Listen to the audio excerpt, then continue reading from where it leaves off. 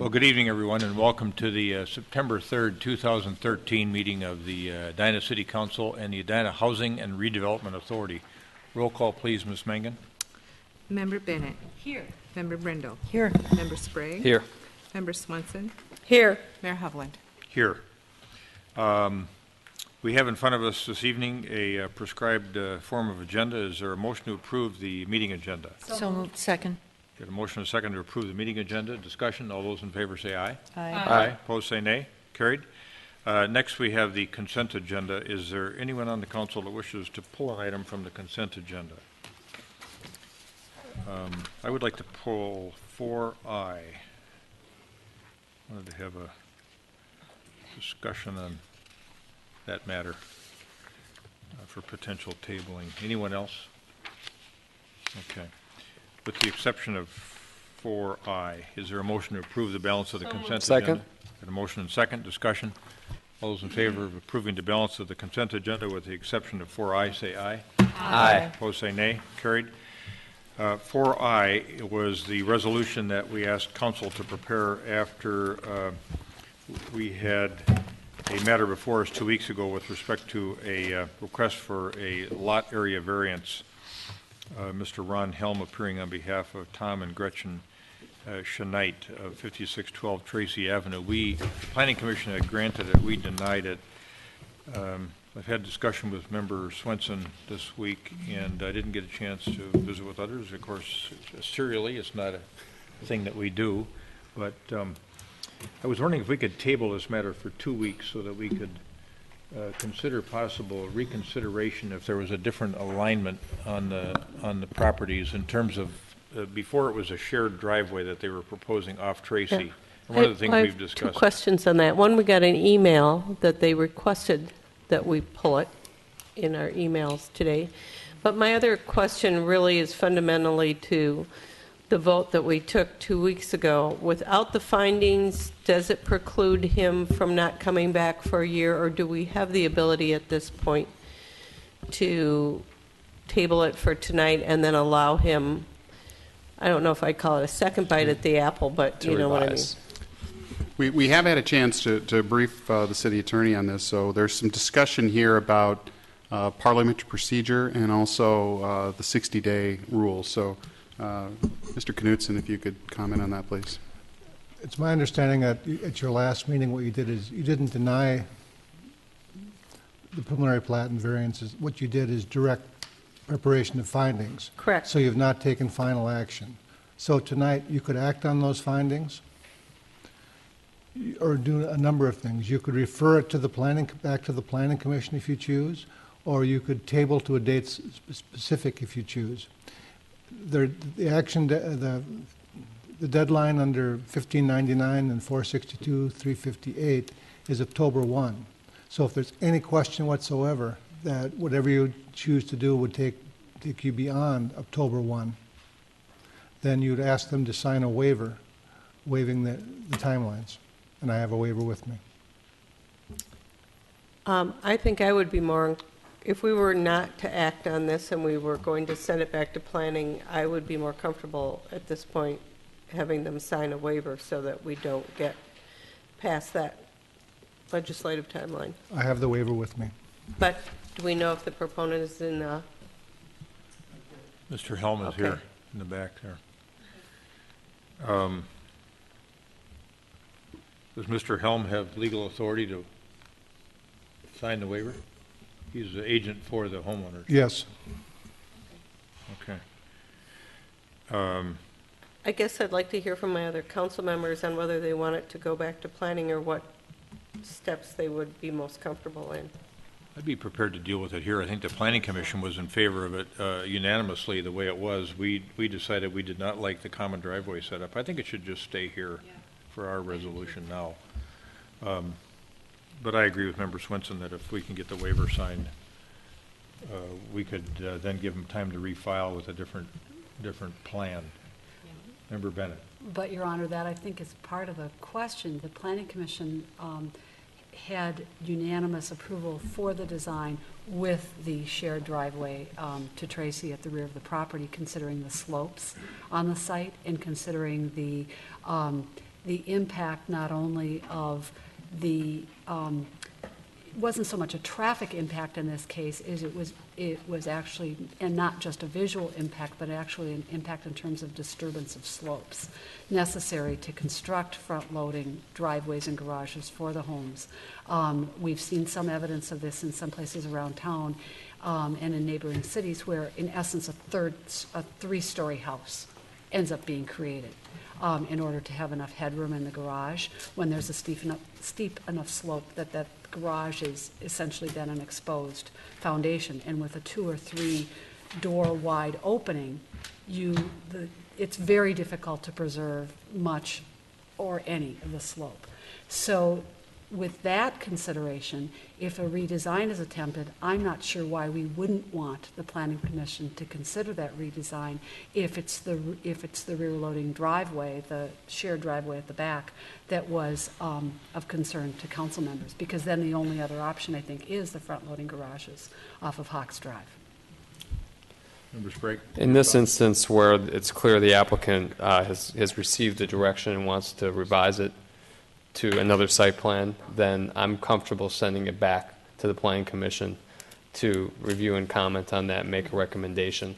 A lot of times in the procedure, you might point out to the applicant, would you like to withdraw at this point? And that was not done at the hearing.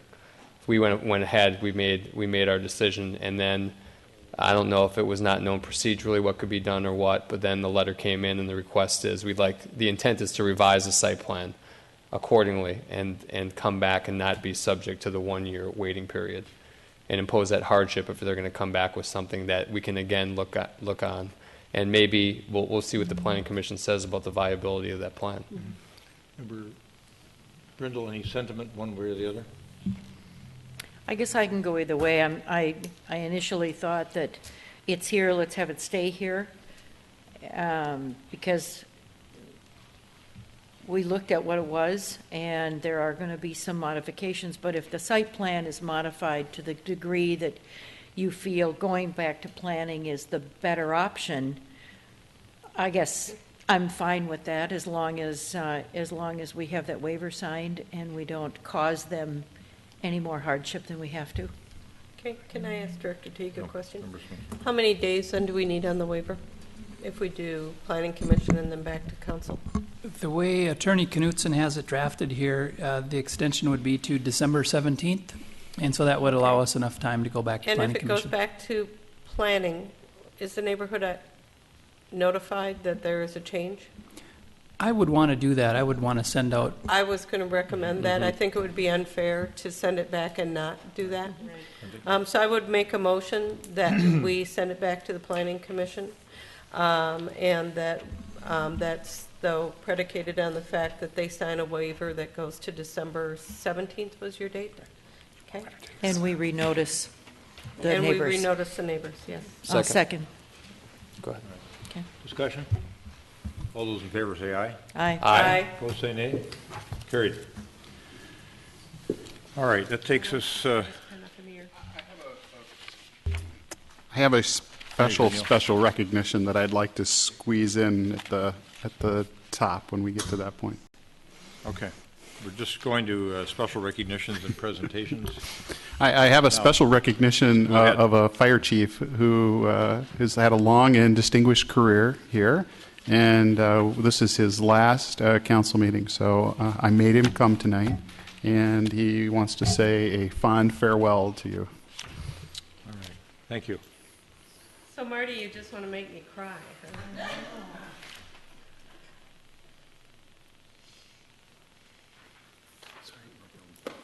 Thank you, Mr. Mayor and Council. As you know, my last day working will be Friday, and I just wanted to come up here and tell you thank you very much for all your support you've given me over the years. I started with the fire department when I was a teenager.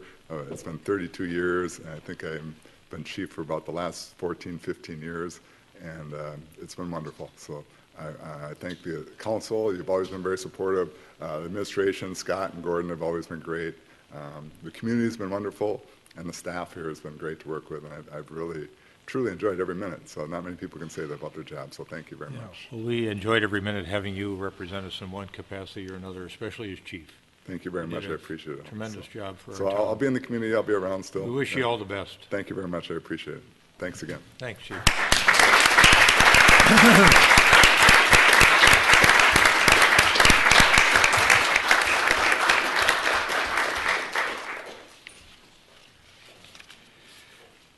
We have a couple of proclamations tonight bracketing the 2013 Images of Edina Photo Contest presentation. The first proclamation tonight deals with Constitution Week, and the proclamation reads as follows. And it reads, whereas it is the privilege of all Americans to commemorate the 226th anniversary of the drafting of the Constitution of the United States of America with appropriate ceremonies and activities. And whereas Public Law 915 guarantees the issuance of a proclamation by the President of the United States of America designating September 17 through 23 as Constitution Week. Therefore, I, James B. Hovland, by virtue of the authority vested in me as Mayor of the City of Edina, do hereby proclaim the week of September 17 through the 23rd as Constitution Week, and urge all citizens to study the Constitution and reflect on the privilege of being an American with all the rights and responsibilities with which that privilege attaches. In witness whereof, I've set my hand to this third day of September in the year of our Lord 2013. And is there a motion from the council supporting this proclamation that I will be signing? So move. Second? Got a motion and a second with regard to the Constitution Week proclamation. Discussion? All those in favor say aye. Aye. Opposed say nay. Carried. I've got several copies signed. We have Sarah Patzloff from the school board with us this evening to accept the proclamation.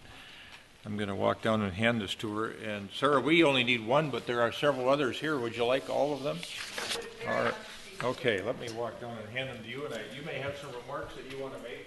Just a short With regard to Constitution Week. And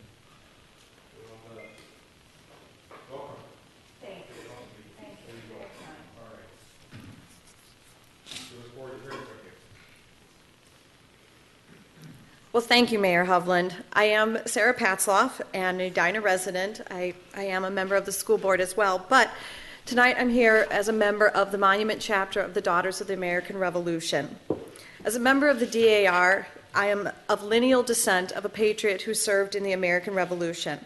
And I am honored to say that I'm very proud of all those patriots that sacrificed so much for the freedom that we enjoy with the goal of creating this great country. And I'm particularly thankful for our founding fathers who gave us this amazing document, the Constitution of the United States of America, which is a timeless document which has served our nation for over 220 years and amazingly has only been amended 27 times.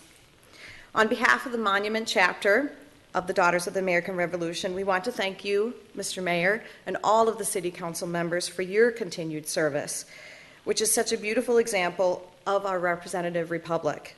And we thank you so much for this proclamation. Thank you. Thank you.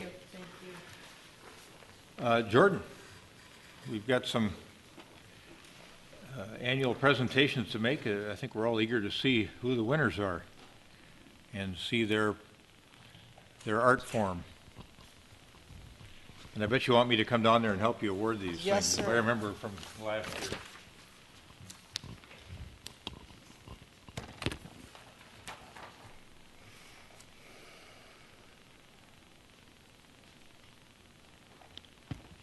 All right, thank you, Mayor and City Council members. Again, my name is Jordan Gilgenbeck. I'm Communications Coordinator here at the City of Edina, and I'm here to recognize the winners of the 2013 Images of Edina Photo Contest.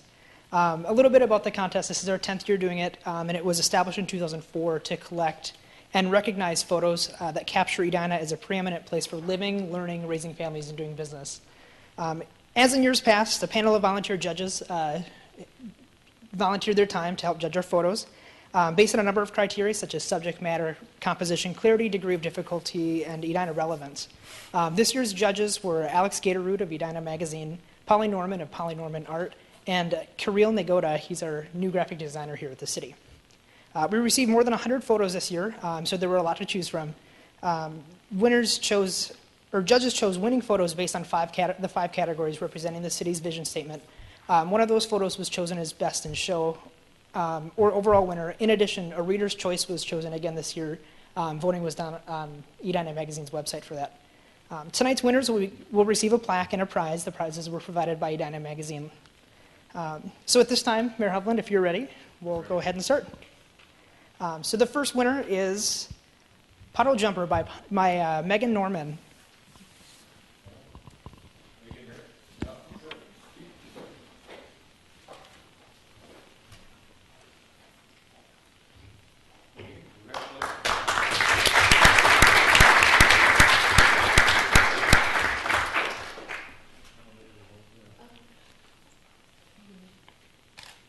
Just get a few of them here.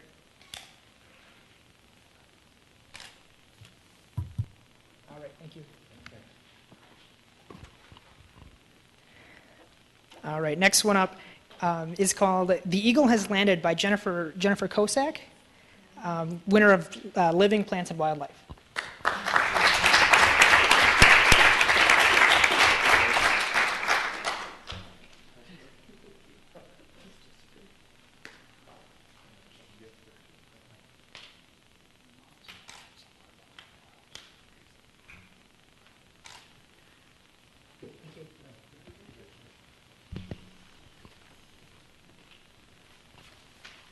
Our next winner is Annie Engen, Senior Moment, winner of the Learning category. Unfortunately, Annie cannot be with us tonight. She's representing Edina Soccer tonight. But congratulations, Annie.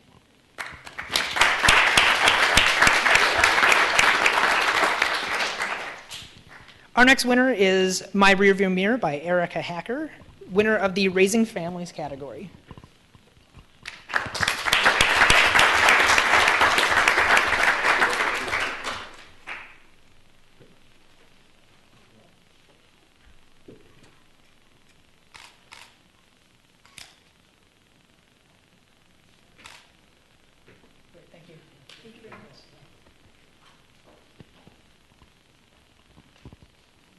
Next photo is Dentist by Megan Norman, winner of the Doing Business category.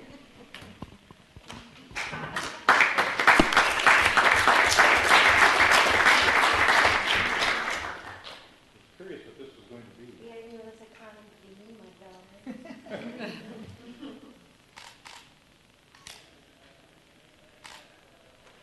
Thank you. Next up is the Reader's Choice winner. Again, this was voted on by Edina Magazine readers online. Winner is Celebrating Spring Break by June Swart. Thank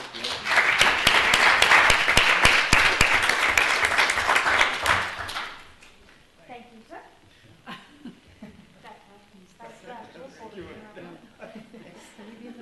Absolutely. It's kind of a joint effort.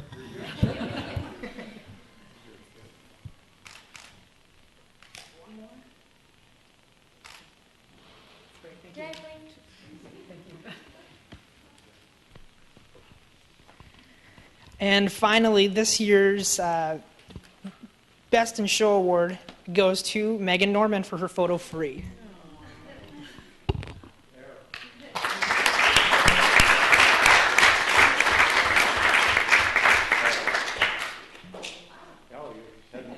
You don't need more photos. If you want another one. No, it's Okay, sounds good. All right, thanks again to everybody who entered. We'll take entries for the 11th annual one this spring, sometime in May or June through June or July. So look for it online then. Thank you. All right, good. Well, congratulations, everybody.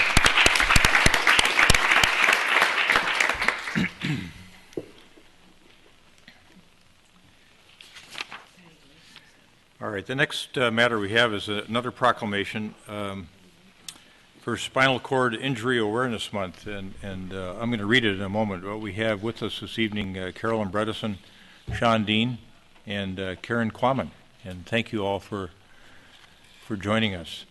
The proclamation reads as follows: whereas the Minnesota Spinal Cord Injury Association, MNSCIA, is committed to enriching the lives of people in Minnesota who have been impacted by spinal cord injury or paralysis. Their members include people who have incurred paralysis or disability due to a spinal cord injury, their families and friends, healthcare and rehabilitation professionals, policymakers, and corporations. And whereas the Minnesota Spinal Cord Injury Association is recognized recognizing September 2013 as Spinal Cord Injury Awareness Month, and understands the need for increased awareness, education, resources, and the investment in research here in Minnesota to continue to improve the quality of life for individuals with spinal cord injuries.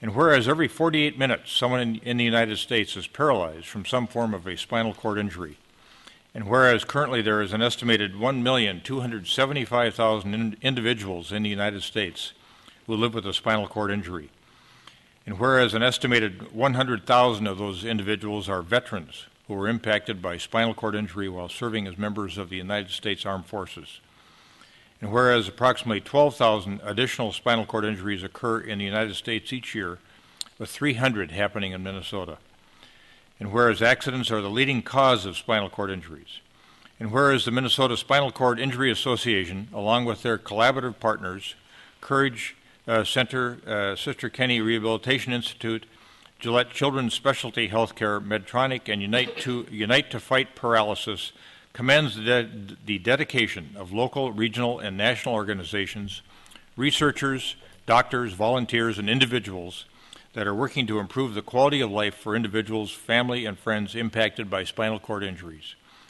Now, therefore, I, James B. Hovland, Mayor of the City of Edina, do hereby proclaim September 2013 to be Spinal Cord Injury Awareness Month in the City of Edina, Minnesota, and encourage individuals and businesses in our city to join in this observance and to get involved in this effort. Is there a motion to adopt the proclamation? So moved. Is there a second? A second by everyone. I think moved by everyone, seconded by everyone. All those in favor say aye. Aye. Opposed say nay. Carried. And who's going to speak? All three folks, or I'll come down and hand you the proclamation.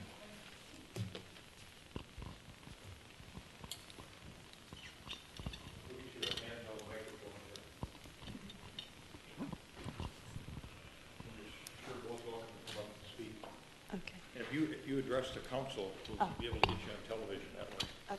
Maybe I'll hand you the proclamation.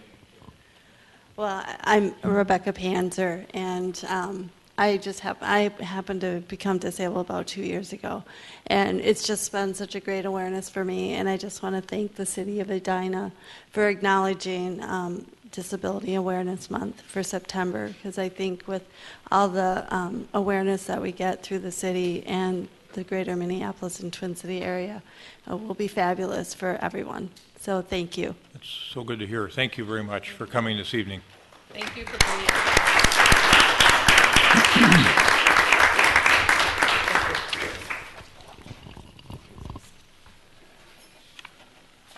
Okay. All right. Next, we're moving on to the community comment portion of the agenda. Is there anyone in the audience that wishes to come forward and address the council with respect to a matter that's not on the agenda this evening? All right.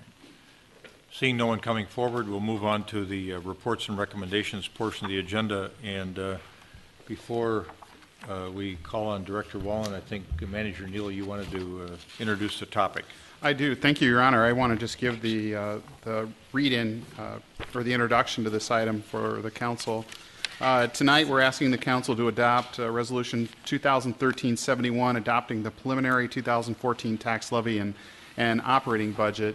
We are tonight on the timeline, and we're going to put it up on the screen here, or we're going to be close to putting it up on the screen, for the adoption of our 2014-15 budget. I'm sorry, Jordan. I thought. Okay. As you know, in Minnesota, cities are required to establish a preliminary tax levy. The preliminary tax levy is the basis for the tax notices that will come out the first week of November. Those notices have to be based on something, so they're based on this information that councils all across Minnesota this week and next week are adopting in a preliminary way. As the council and city staff begin to further refine and hone our budget proposal for 2014, we also use 15 in our two-year budget process, but particularly your actions on 2014 have legal standing. Those preliminary information, those preliminary tax levy information that you set tonight become the basis for which we can move down in terms of our tax levy size, but not up. So they become the ceiling, not the floor. What you're seeing on the screen right now is something that we've been showing you throughout the year, actually, beginning with our first discussions about our budget process in February. And we are down to September 3rd. This is our preliminary levy adoption night. Our recommendation to you is to adopt the preliminary levy that is approximately the extent of our tax levy authority under the limitations that were adopted by the state legislature earlier this year, which gives us a not to exceed at 3% growth factor in our levy for 2014. And I'd ask Mr. Wallen and Mr. Rogman if they can explain that, because the number you're going to see in our numbers is 2.87, which is a little under 3, but Mr. Wallen can explain the math of how that gets to be that number. What I've distributed to you is something that lots of city councils want to see, and that is how do we compare to our neighbors. This is a bit of this is the best intelligence we have to share with you tonight. As like I told you earlier, all city councils are adopting this number tonight. So these are the numbers that have been presented to city councils in the various cities.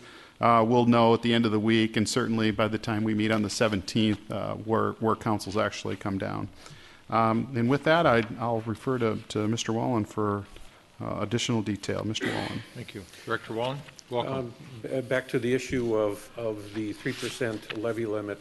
The 3% levy limit is based on the general fund portion, excluding special levies. Special levies for Edina is the debt levy. Because so Edina, what's proposed in front of you is 3% general fund levy increase up to the maximum of the levy limit. The amount we're proposing for the debt levy would increase by 1%. So since there is since that amount is less than the 3, it actually pulls down the total amount of the levy, or the proposed levy, down a little bit, down to 2.87%. Other questions for Director Wallen or Manager Neal with regard to this preliminary setting? And I think it's worth noting that we've got some other meetings coming up. In fact, that one of them was on the consent agenda. Do you want to comment on the setting of the budget and levy public hearing and the budget and levy adoption meeting dates? Yes, as according to state statute, we are following what the statute says about those meetings would happen at a regular council meeting. The first one is the budget hearing. That is a public hearing, again, according to the state statute. We could, if the council chose, adopt the budget at that meeting. As is tradition, I'm proposing that the city council hold a hearing on the first council meeting in December, but adopt the levy at the second council meeting in December. Well, that allows us to take time for input. I think has usually been our tradition for that, so that if there are anyone who needs to respond that wasn't in the audience at that first meeting, they have that opportunity, correct? Correct, yes.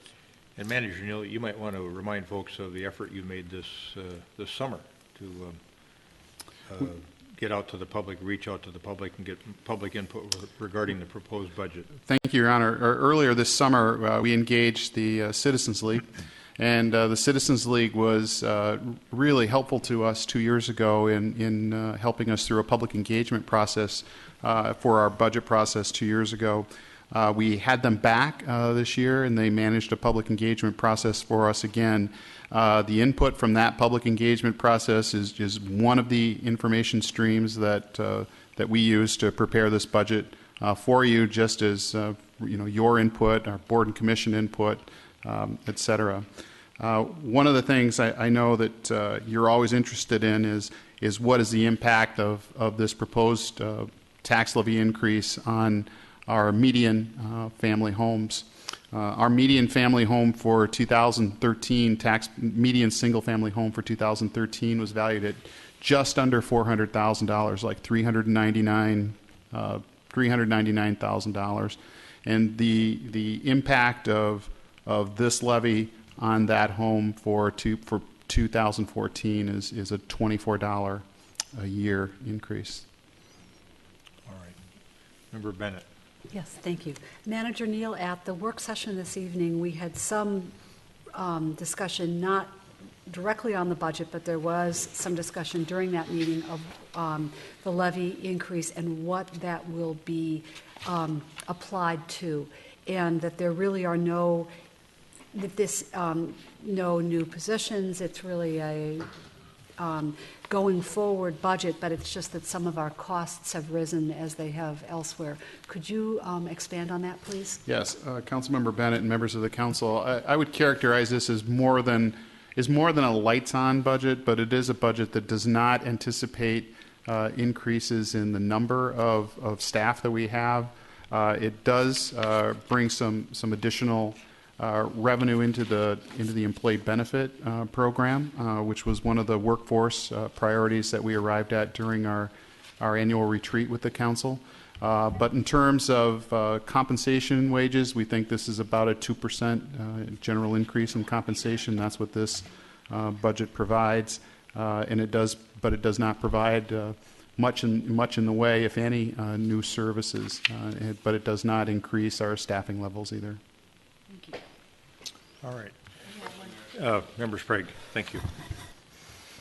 Manager Neal also noted on this year's budget theme was technology, and I just want to clarify: we're not adding new technology with this budget increase. What we're doing is we're catching up on purchasing licenses for Microsoft. Is that not the case? I would say that's largely the case. Yeah, we are spending. You will see some increases in our technology spending, but that is largely to bring our licenses from Microsoft and other licensed, kind of seat licensed software products that we have up to date.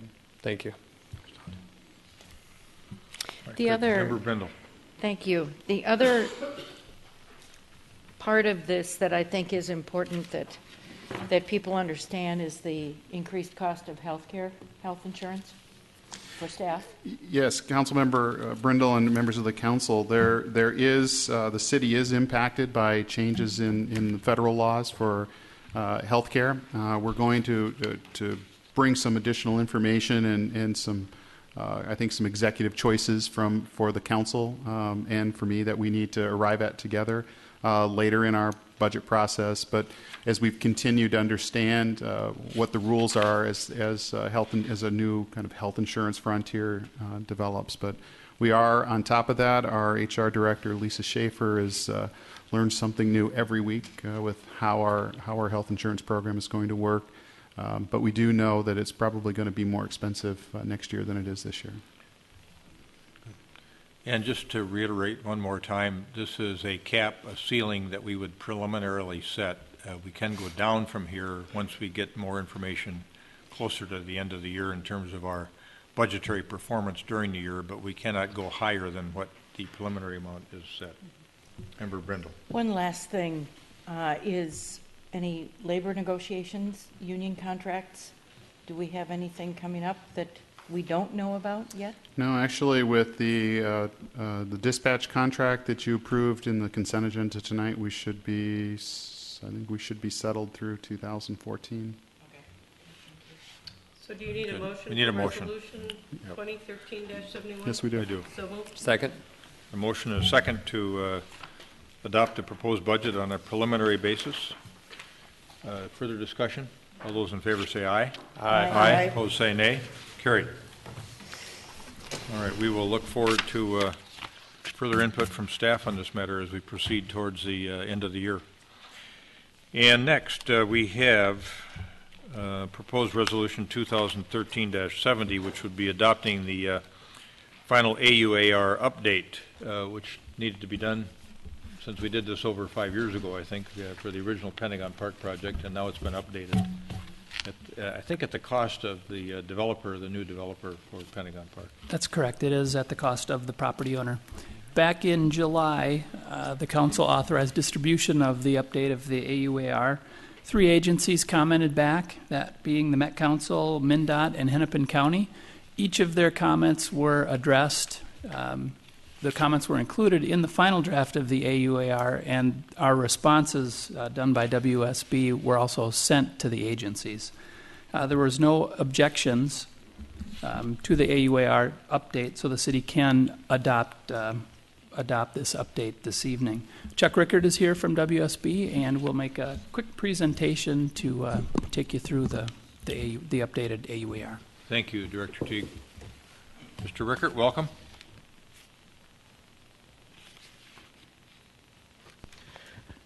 Thank you, Mayor, members of the council. Andy Moffett wishes she could be here tonight to do this presentation, but you get me instead, so I will fumble my way through as best I can.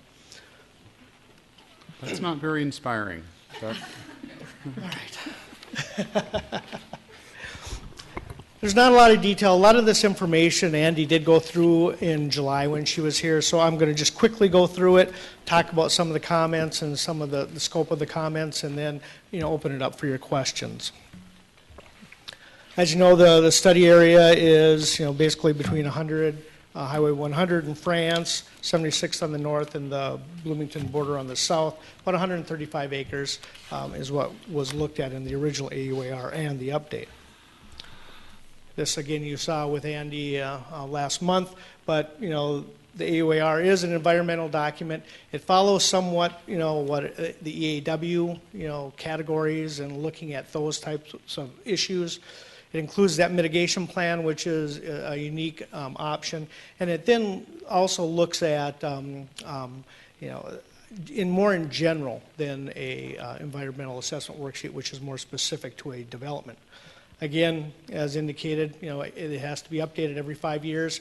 We're in that process right now, so that is what we are working through right now. Again, it follows similar to what the EAW categories are. These are the categories that it looks at. These are the ones that we looked at in the update as well to see if anything has changed. Wouldn't it be fair, Mr. Rickard, to call this more of an urban EAW? Yeah, an urban EAW, or it's a larger area. It's not a development specific. Is really what it is. In this case, the gateway area, it included, one developer at that time in different development scenarios. But a lot of cases, it doesn't do that. It includes more of an area that is, not specific one property for one area. So it does give you that latitude where you can look at that larger area. But it is more of an urban area, yes. There are 4 scenarios that were looked at through the AUAR. Those didn't change with the update. Again, the update, we looked at what's developed in the area, what's changed. We looked at the mitigation measures, see if they still apply with those changes. We looked at, the environmental impacts of those changes, with the new and updated information. As Carrie indicated, we sent that out after your review in July to the public for their comments. We received those 3 comments from those agencies back. The comments that we received kind of fell into 3 categories, I would say. One was just information. They were telling us, some information. We didn't really need to respond to it, so we indicated in that matrix that you see attached to your packet that no response was required. So, those were more for information, kind of some standard comments that they give us. The other one, the other type was where we actually did change something, where the comment we addressed, we made some changes to the AUAR or to the update that we prepared. And the third was areas that they were looking for more detailed information that we either didn't have at this time, because again, we're not looking at a specific development, or it was information that needs a lot more information or a lot more detailed analysis, that would be the next step with development proposals. So those are kind of the three areas that the comments kind of fell in. Metropolitan Council, there were 5 primary areas that they commented in. The land use, water use, and water quality all fell in that looking for detailed information. Things that we're going to be looking at as more detailed information is provided in the future, those comments would be addressed. So there are things in there that we couldn't really address at this time. The wastewater, again, was more for information. They're looking at this area. If things change, we'll be addressing that. And then the transit non-motorized vehicle was a reference to the 9 Mile Creek trail that's being developed, and just wanting the city to coordinate with them on that, which they are doing. So those were the Metropolitan Council comments. The MnDOT comments were kind of interesting. They resent the letter that they sent in 2007. No changes, didn't change dates, nothing. They just resent the same letter. We had addressed those comments back in 2007. Again, at that time, they were primarily, traffic, air, and noise, and permitting, comments that they had. The traffic comments were related to the interchange and freeway operations, which we updated at that time. So we had addressed all those comments at that time. The noise and permits were more for information type comments. So the MnDOT comments were, strictly from 2007, which we'd already addressed at that time. Hennepin County, again, had some of that same thing where they reworded slightly, but presented some comments from 2007. We addressed those again, gave them some additional information on those. And then the other areas that they were looking at were access management, vehicle weaving on France Avenue, and then some signing comments they had. Again, in these comments, a lot of the information that they were asking or looking for is more detailed information that we're going to be providing as detailed analysis is done. Again, the purpose of this AUR is to look at that planning level of this area. So we are looking at that type of analysis at this time. The details will come as development proposals are brought forward. They indicated in their comments, again, looking for that more detailed analysis, that they felt it was incomplete. That is not an objection, and that does not stop us from moving forward if the city so chooses to adopt this update. Again, the next steps, this kind of just outlines where we've been, with the Planning Commission review, your review back in July, the 10-day comment period that ended. We prepared the responses, sent it back out to those agencies that did comment. We're here tonight for you to consider, adopting the update. Once this is adopted, if you do adopt it tonight, it will be sent to the EQB as for information, just to publish that it was adopted by the city. And then the next time we'd have to look at this is in 2018 as far as the AUAR part of this. As development proposals come through, again, we would need to make sure that those development proposals fit in with what the AUAR has said. So with that, I'll open it up for questions. Member Bennett. Thank you. Mr. Rickert, I'm looking for some maybe clarification or confirmation on a statement in the MnDOT letter. So it's on page 2 of the MnDOT letter under residential noise statement. And it reads, MnDOT's policy is to assist local governments in promoting compatibility between land use and highways. Residential uses located adjacent to highways often result in complaints about traffic noise.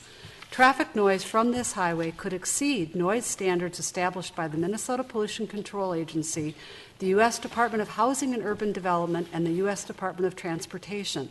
Minnesota rule, and I'm not going to read the number, states that municipalities are responsible for taking all reasonable measures to prevent land use activities listed in the MPCA's noise area classification, where the establishment of a land use would result in violations of established noise standards.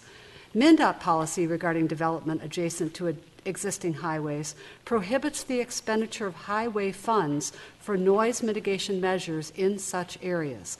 The project proposer should assess the noise situation and take the action deemed necessary to minimize the impact of any highway noise. And then it has a person's name and number for contact. My question about this is my read of this is that they're saying their funding for noise mitigation, sound walls, et cetera, would be available to folks who live in neighborhoods that existed before the freeway use was created or expanded. But if the freeway is already there and someone wishes to build new residential uses, structures next to that existing highway, freeway, then MnDOT funds will not be available for mitigation of that noise. Is that read accurate? That is correct. Okay. Thank you. Yep. Member Sprague. Thank you. I'm looking at some of the commentary from MnDOT in the report, and one is there should be discussion regarding traffic impacts to the loop. Bottom of page 3 of 6. There should be discussion regarding traffic impacts to the loops at the I-494 France Avenue interchange. Also, MnDOT would appreciate discussion of specific traffic impacts from the proposed developments on 494 interchange, particularly south to east movement. And then it says ramp loop analysis has been added to sections 21B3. Can you talk a little bit about that subject? Yeah, again, back in 2007 when we received that comment, we hadn't done a detailed, interchange analysis at that location. We did do that analysis.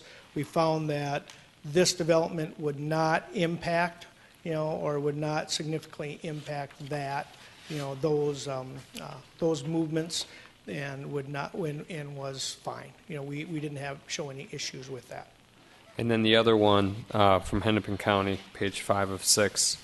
France Avenue currently experiences moderate vehicle delay and queuing with a high percentage of southbound traffic on France destined for 494. The unbalanced lane utilization leads to weaving and traffic queues that spill back to upstream intersections. Can you comment a little bit on that? Yeah, we did a micro simulation of France Avenue. We looked at those intersections.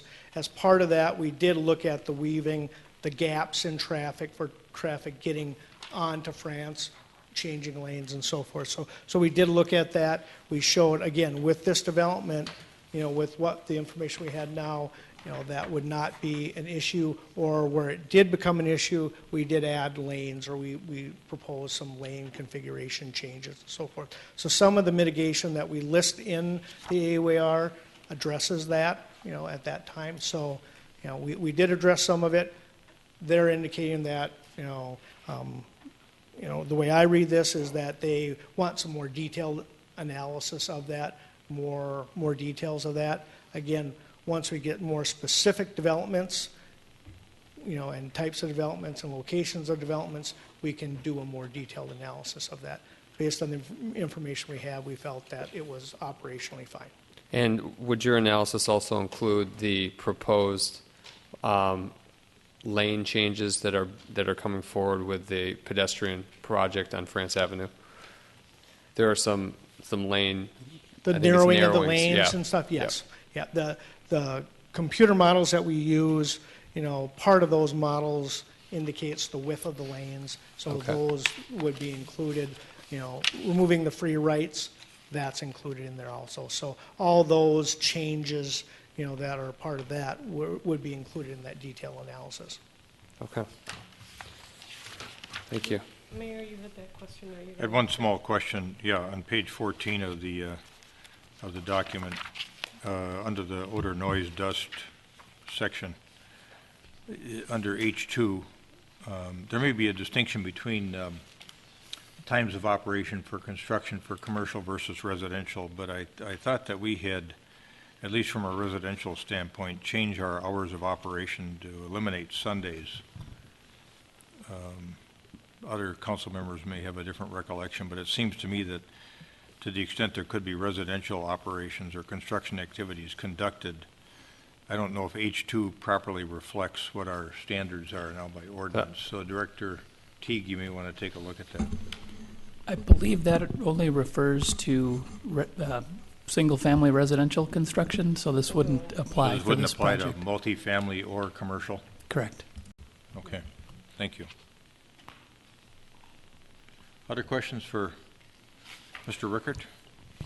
Mayor, I had one more question on transportation, and I won't be able to find the page right now, but I'll just ask it. So basically, the report says that on 77th, peak hour traffic has actually decreased, and that might be along with the economy and oil prices. And also that overall traffic decreased, but then on 77th from Park Lawn up, that has increased. Did anyone note the cause of that increase, potential cause? No, I mean, it was a minor increase, it was within what we assumed the increase would be, so so we felt that it wasn't, enough to justify a reanalyzation at this point in time of all the intersections, so, but, that through there, it's hard to say why, that little piece increased and the rest actually decreased, so. So what's the threshold where you reevaluate? That was a 10% increase. Yeah, we would look at, an increase of, over that time, over those 5 years, it increased 10%. Usually we look at, if it's more than, 3% a year to 5% a year, it would be an increase that we'd really, step up and look at, so. Okay, thanks. All right, thank you. Any other questions? Otherwise, I'll entertain a motion to adopt the resolution. So, second. We got a motion and a second to adopt Resolution 2013-70, which is the adoption of the final AUAR for the Pentagon Park area. Further discussion? All those in favor say aye. Aye. Opposed say nay. Carried. And resolution accepting various donations. Is there a motion? So move. Got a second. We got a motion and a second to adopt Resolution 2013-72, accepting various donations. Any further discussion? All those in favor say aye. Aye. Opposed say nay. Carried. This reporting period, a very generous gift to the Edina Art Center from a variety of folks, in particular Ruth and Mark Valgame, a $500 donation for the 2013 annual members juried show. And then the Edina Crime Fund, where Member Brindle sits as a board member, to the Edina Police Department, $6,000 for SWAT team-related expenses. Yes. So thank you to the Crime Fund. All right. Next matter before us is Resolution 2013, we're onto the process for community space programming related to the redevelopment of 5146 Eden Avenue. That's a long way of saying we got to have a discussion about the old public works site and that whole Grandview area about how we want to proceed. And I think the Citizen Advisory Committee would like a little guidance on that too. And Manager Neal, you have some thoughts on how to start the discussion. And in fact, you had another idea that you added into the mix. The way I read this in option 4. Thank you, Your Honor. And we picked up with the memo that was in the packet, and also kind of trying to lead the discussion tonight, based on the discussion that got started at our last council meeting. And there seems to be some interest, at least from some members of the CAT, to receive further direction from the council, particularly about the proposed community space. We've listed for you in the memo that was in the packet a couple of different options for how that process might come about. Option number 1 was listed as basically what we think the existing direction is that you gave to the CAT, and we believe, and when I say we, I mean the staff that's sort of charged with interpreting the council decisions and feelings about things. Myself and our Assistant City Manager Karen Kurt and Bill Neuendorf and Carrie Teague, our Community Development Director, we thought that there was some deference and that the council was providing to the CAT to give some thought about what this community space element might be and how it might come to be. And that direction was really to enter into a discussion with a sort of preferred development partner and receive some feedback from that preferred development partner with the idea of what kind of public element might help to be a catalyst for private redevelopment of that space.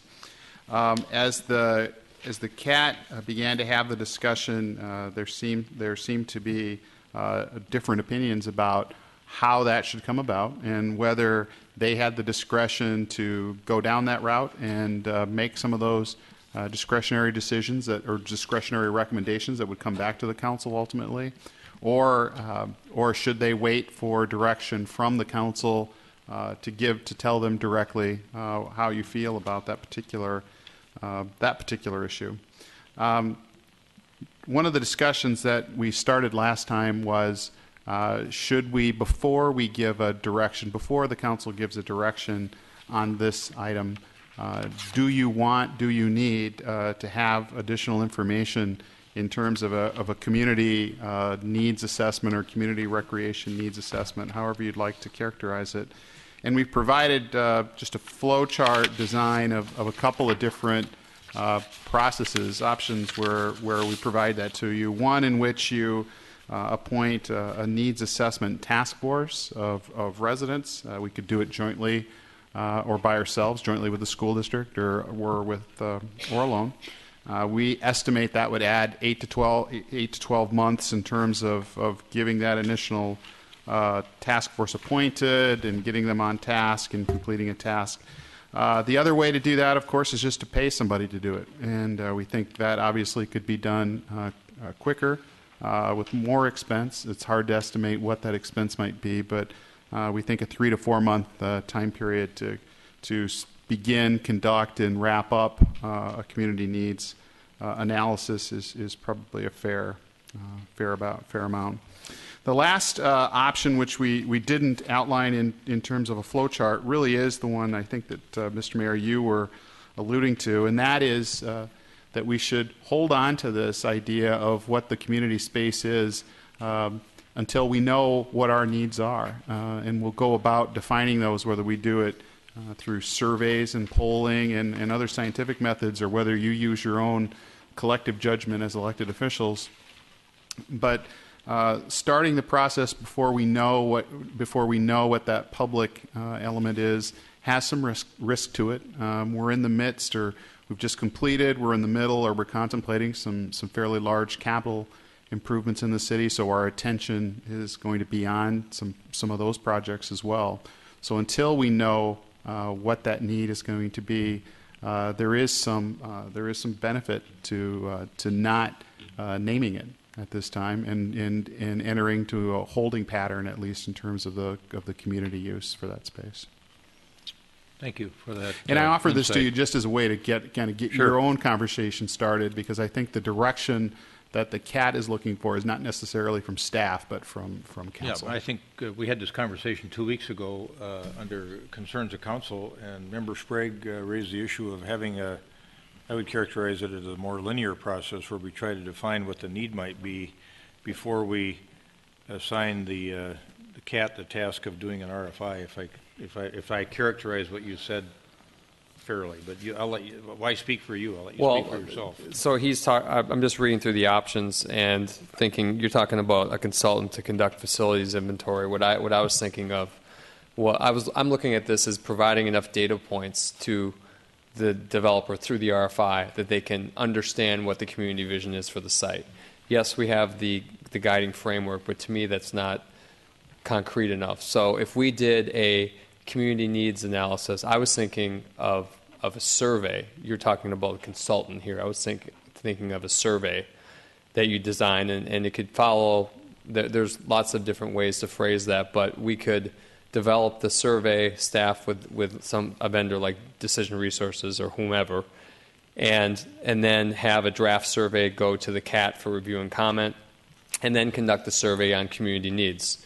And at the same time, so then that part of the process will be going, and at the same time, then the current staff members could do some collection of infrastructure studies things that are already known, water and sewer capacity in the region, transportation systems analysis, that's, for instance, what's going on in Vernon and so on. Again, it's another data point to collect that could be included as part of the RFI. And then with a date definite for the RFI, all of these things could be collected. The CAT could still be working on writing that RFI. And then this could go out and we'd achieve both purposes. We would keep things on a steady timeline, keeping in mind that we're not under any pressure per se right now to do something on a definite timeline, but we want to keep the process moving. It would also allow us to further define the needs in the community and what that public use might look like. What are the array of options? In the public realm working group that happened during the guide process, there were a lot of great options that were laid out there. Now we're just doing this in a more statistically valid format and having those results available to the people who are reviewing the RFI. So I don't know where that falls into the options here. That's probably 5. But it's something that I think is worthy of discussion. I always thought in this case of Grandview, where we have staggered development, not a single master plan for a district, that we should best define the potential public use for this last great outback of public land before we go out to the private development community. Agreed. And ask them to help. So the more information we can give them, I think the better the outcome of the process that will match what our community actually wants and needs. Member Brindle. You know, I go back to the guiding principles that talk about the importance of places to go get things and move on, and places to stay, places to walk to, places that are convenient to drive to. All of that is laid out in the guiding principles. And it's difficult for me to see why we couldn't find a developer that understands how private and public uses for this site can complement one another. I actually don't think it's premature. I think it has to be done carefully, but I don't think it's premature. I think the fact that the CAT didn't reach a consensus indicates to me that they do need a professional advisor to say here are options when you've got the amount of guidance that you currently have from the framework. I think a developer can come in and give good advice. I look at Centennial Lakes. We all describe that as something that, in its finality, as it is today, it's amazing. I don't know that a small area plan was even conducted during that time. How was community space balanced with private space in that development? Who led that? Who guided that decision? And none of us were sitting here at that time, so we don't have the experience. And you might be closest with your experience on planning, but that's even after Centennial. Yeah, so, but it was a singular space that they were planning, owned by a singular owner, which is a lot different than this. Than this? Right. There's still two important things where you want to look ahead sufficiently. Right. And, as I remember Gordon saying a couple things, but one, he said, the minute you build something, it becomes obsolete. Obviously our goal is not to build something that has some flexibility. I think the whole area, particularly around this former public works site, being the center of our discussion today, that whole area has public use. It has transit use by virtue of the fact there's a railroad track there. Whether it happens in 10 years, whether it happens in 20 years, the likelihood that it would have to be a transit hub is there. So I think that's one of the things that guides it. Another, as I said before, is the is the desire for this to be a very accessible area by car, by foot, by bicycle, and to stop in and pop in, or whatever it might be. But I think all those things are well defined in the guiding principles.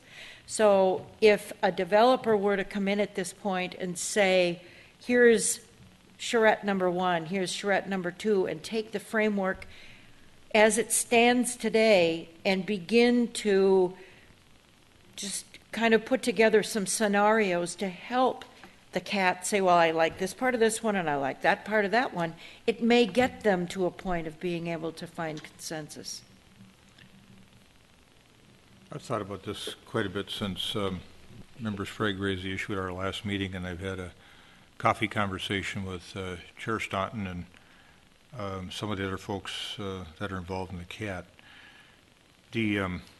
I tend to agree, and I'll express my voice in a little bit different way than Member Brindle, but I think when you do have those guiding principles, if the CAT could create the characteristics of what we would like to see in the development, kind of embracing some of those guiding principles, I think then you've left the space broad enough and voluminous enough to get people coming with all kinds of ideas that would be interested in the RFI that will give you a sense, us as a city, a sense of what might be a good public use there. For example, out in Wayzata, where they're doing the Presbyterian Homes project, what they ended up doing out there was a project that was a public-private partnership with a developer who had then is providing facilities for public uses for a variety of different purposes.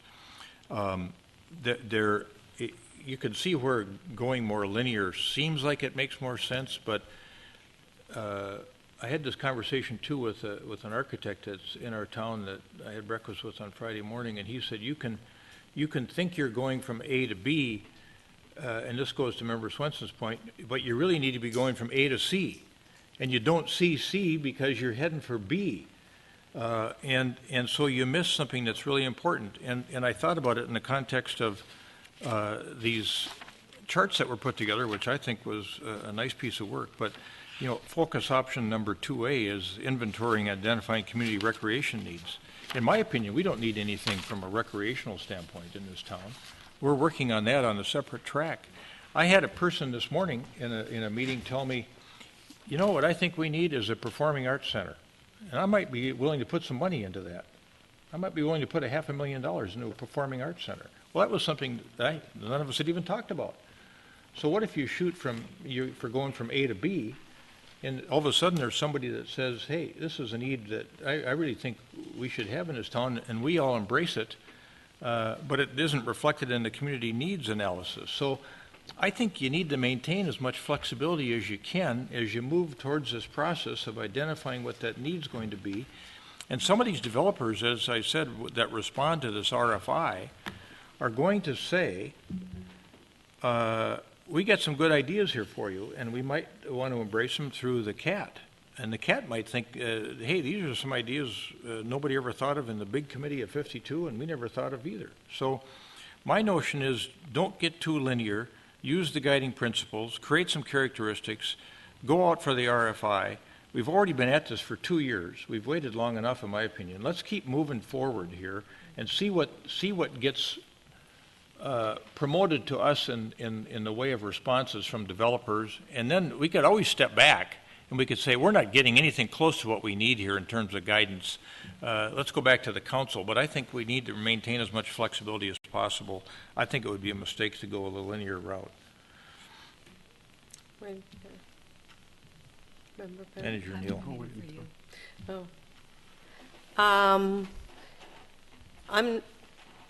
I'm not a linear thinker, if you've ever spent any time with me, which can be a little frustrating.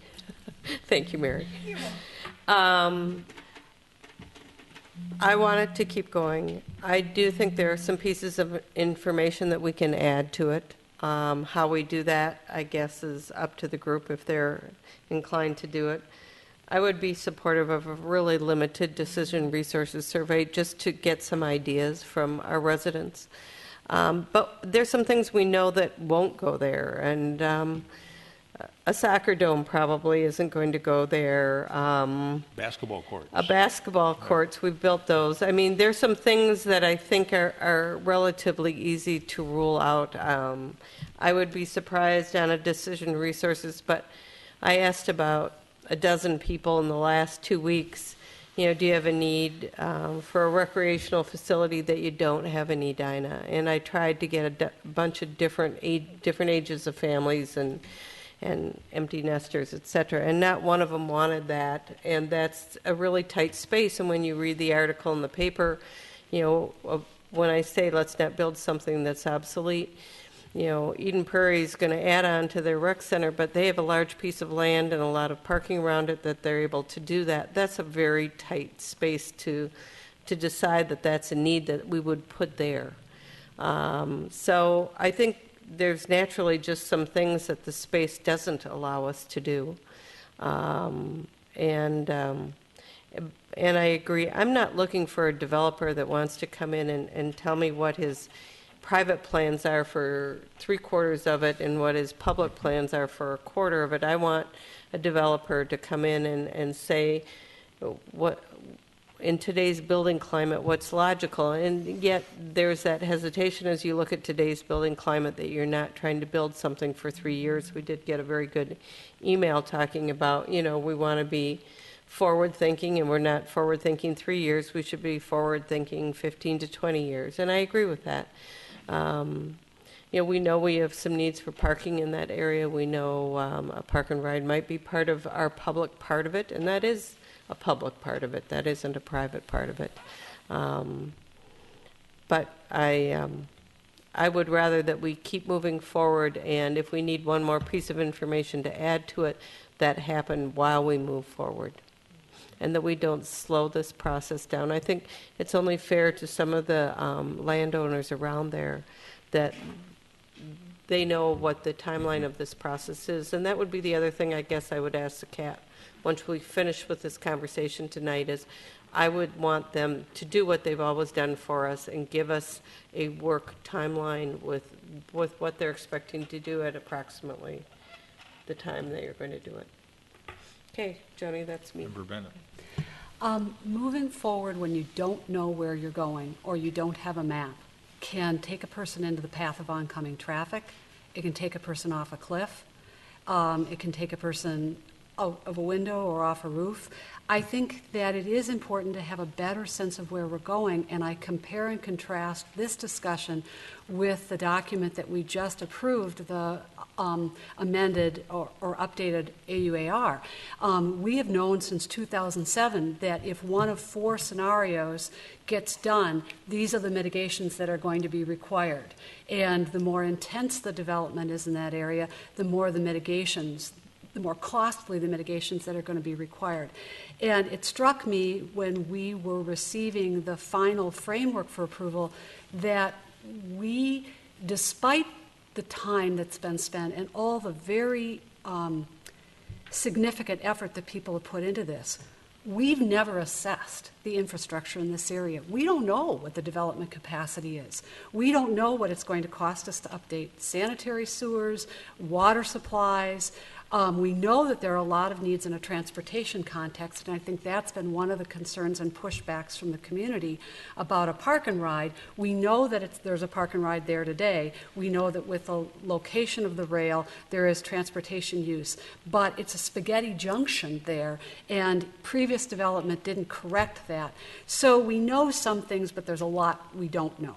Don't know about the infrastructure. We don't know where the freight rail is going to go with the Southwest Light Rail project, and there is a project that's associated with relocation of that freight rail line that could make the use of that southern spur easier than it is today. We already know that the bridge is viable in Savage. We know that freight rail is a constitutionally protected activity that could increase on that line any day without notice or the ability of this community to comment.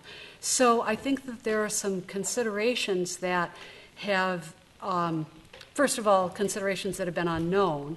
Second of all, such as the infrastructure and the location where the freight rail is going to go, the additional freight rail, not the stuff that's already there today. We don't know if the freight rail is relocated, what the impact will be on that line, how much more traffic it might mean. What does that mean for some of the elements that are included in the framework? We don't know.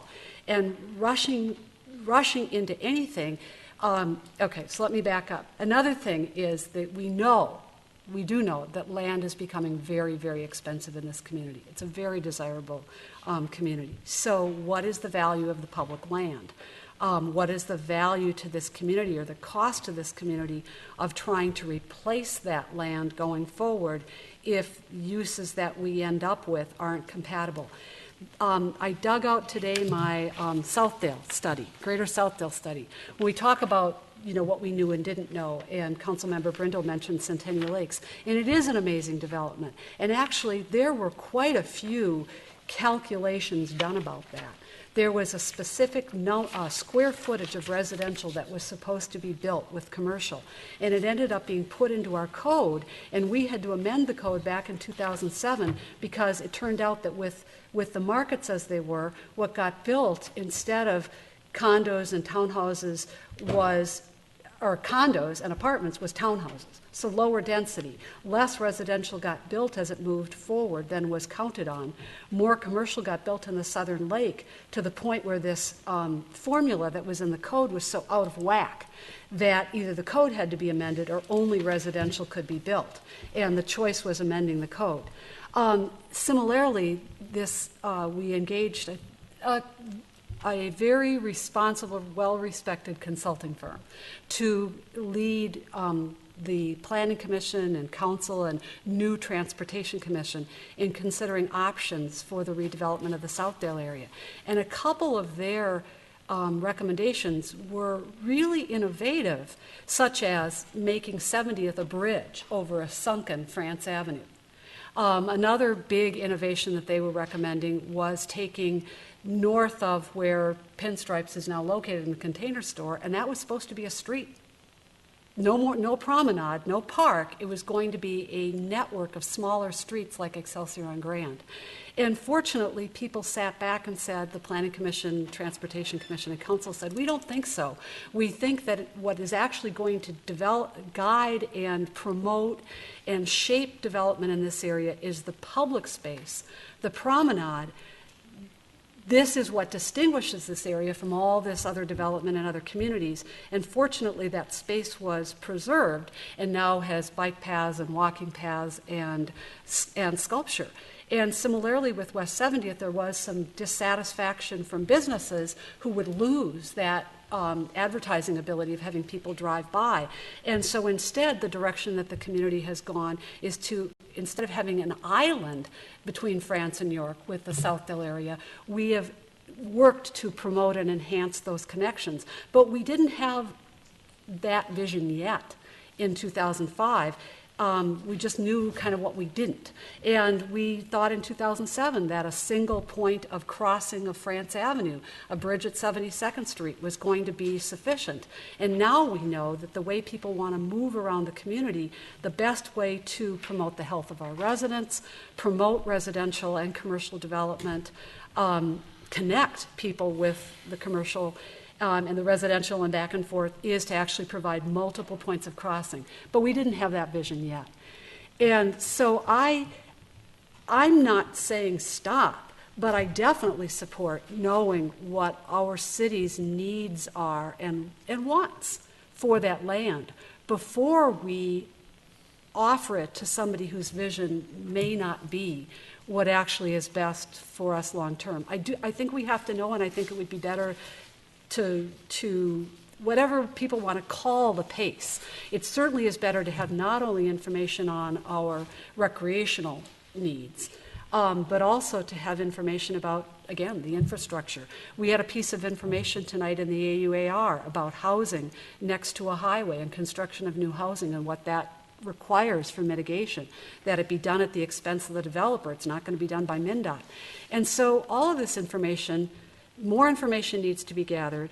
All of the information needs to be considered.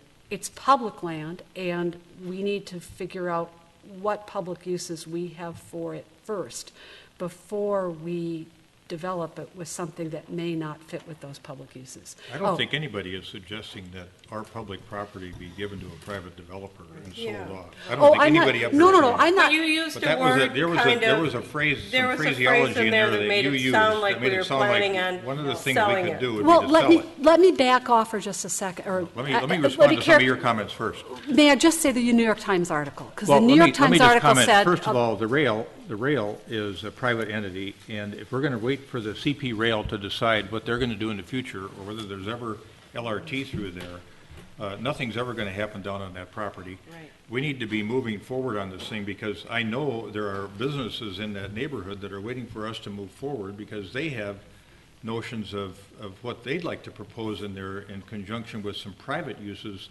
on some of the property, not ours, but Private land. part of the land. So, you can get yourself frozen into a state of inertia, and all I hear you talking about is all the negative things that could happen, when there's all kinds of positive things that can come out of this whole process if we just keep moving. And if we stop to identify with precision what we think is the public need, and it turns out to backfire in our face, that's no good direction either. So I just think that we need to go forward cautiously. I concur with you in terms of the public transportation aspects of this. I think whatever we come forward with, we should preserve and protect some right to put a train station in there sometime in case that ever comes to fruition long after we're gone. But we can plan for all of those things, or we can preserve certain property of ours in a certain dimension to make sure that we wait and define a need subsequently. Or as far as I'm concerned, if we ever get control of the school bus garage site, we can move that public piece around. But we can, once we get control of that school bus garage site, then we've got some flexibility there too in terms of where we put the public need. So I'm all for us defining this public need, but I think it gets defined in a different way in the way I want to approach this. And maybe we'll get there and not like it, but I'm not sure that going more linear gets us where we want to go either. But this keeps us moving. The solution I have actually keeps us moving, and it gives people a clear roadmap to where we're going. I think that we should have a due date for drafting of the RFI to be the beginning of the year. But in the interim, what I would do immediately is I would get a survey that catalogs the public needs that are out there, possible public uses on this site. And I hearken back to the Public Realm group that was during the guide process. And the two questions they asked, which were fabulous, are what amenities should a 21st century city have that we do not have in Edina in general or in this area in particular? 2, which of those amenities would be good fit for this geographic area? What do we as residents want in this area? Now, you're telling me that a developer wouldn't want to see the responses to those questions in a statistically valid survey? It can be made part of the RFI. It doesn't have to slow down any of the process. We can outsource that. The CAT can come back, review and comment on that, and keep drafting this RFI that they're working on. In addition, the other data points we could collect that would be useful to the developer partner that we hire to work with us is have some idea of current capacity within the district. Maybe that's Director Houle doing an inventory of our capacity, the current utility and transportation capacity in the area, as well as we could have a facilities inventory for the city of what we currently have. With those 3 data points and a completed RFI by the first of the year, we're still moving forward, but the developer understands better what he or she is actually trying to help us do. We can't go from, I don't understand why we did a guide process and now we're kind of skipping over a plan and going to a developer. I don't understand why we even went down the road in the first place. And remember, the reason why we went down this road, this has a very particular history of this parcel. It was going to be part of a land swap with Opus, and because of public outcry, for one reason or whatever, Opus withdrew their request, and then we started to go down this road, which was extreme public engagement about the process. If that's the theme for this particular site, and another theme is catalytic public development, something that's absolutely outstanding that drives the staggered development over time in the district, why wouldn't we err on the side of collecting more data about the public use and then presenting that to our developer partner? It just makes sense to me. This is eerily like the conversation that they had at the CAT, I think. I think it probably Where it was is. kind of right down the middle. Yeah, and And I Neil? think that what you could do as a council to be helpful to the CAT is really answer the question about, do you want to, as a city council, do you want to, whether you do it through staff or consultants or through a task force, do you want to determine what that public element or public amenity is going to be, and then tell the CAT, this is what it's going to be. It's going to be a swimming pool. It's going to be a black box theater. It's going to be just an open space. This is what it's going to be. Go find, through the RFI process, a developer who incorporates this thing into their development. Or do you want to ask the CAT to go through a similar kind of process where maybe they interview, maybe they do a survey, maybe they interview developers, but do you want them to bring a recommendation back to you about what that public element's going to be, and then you say yay, nay, or something else?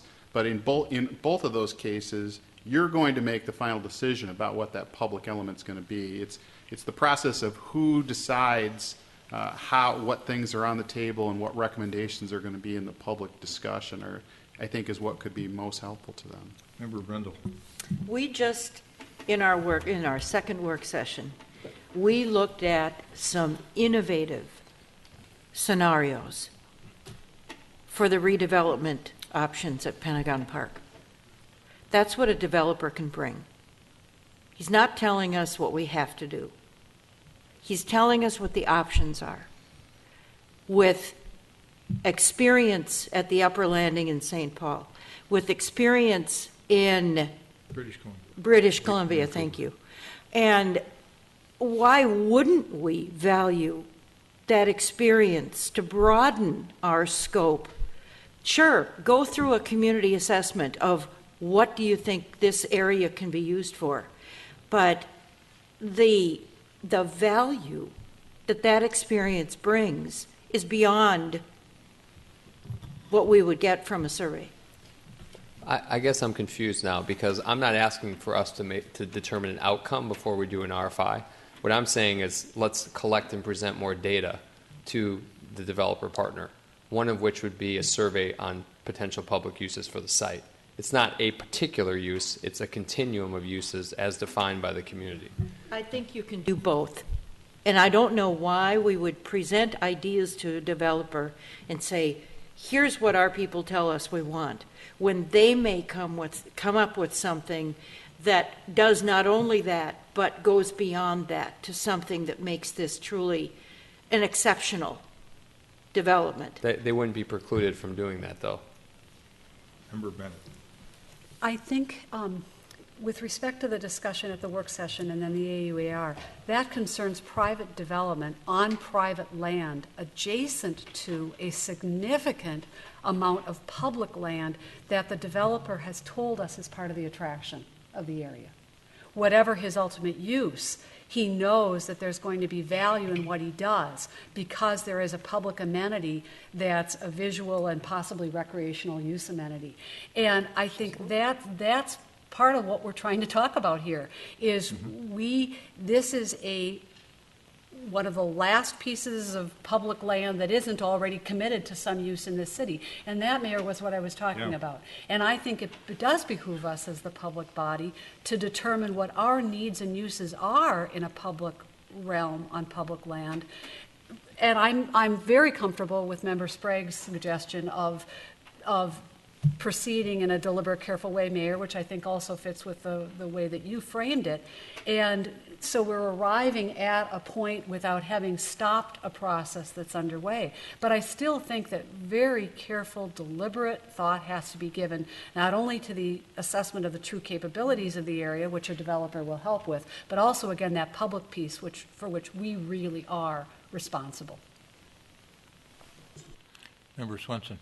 I think it would be a mistake to follow your example. You weren't recommending it, I know, Manager Neal. Which one's that? Defining one singular or a group of singular things that we wanted to put in there.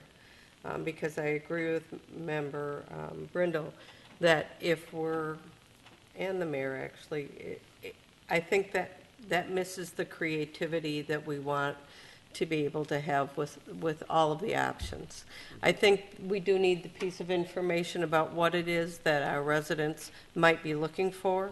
I don't think a builder would mind having that, but I certainly wouldn't want to limit the builder to that, to help us understand what's being done out there that really is more creative than where we're just starting from. So I'm supportive of moving on, and I'm supportive of using decision resources but I want them to write it. I don't want, because I know when we looked at our quality of life survey, we might ask a question a certain way thinking we would get the answer we want, and we're asking it the wrong way, and that's their expertise. So, when you sent the survey out to us, you said, see if there's anything we're missing as far as asking, but, don't start wordsmithing the questions because this is their expertise. I trust them to do that wordsmithing. But I do think that it sounds like there are several people that would be interested in having that along with the process that keeps moving. One of the things I really liked about the sort of RFI process that they went through at the beginning of this entire process in the Grandview district was they went through this process of interviewing all kinds of people with talent in this area, and they picked one person for their landscape design skills. They picked another person for their land use capabilities. They ended up with this kind of blended team of all these different talents.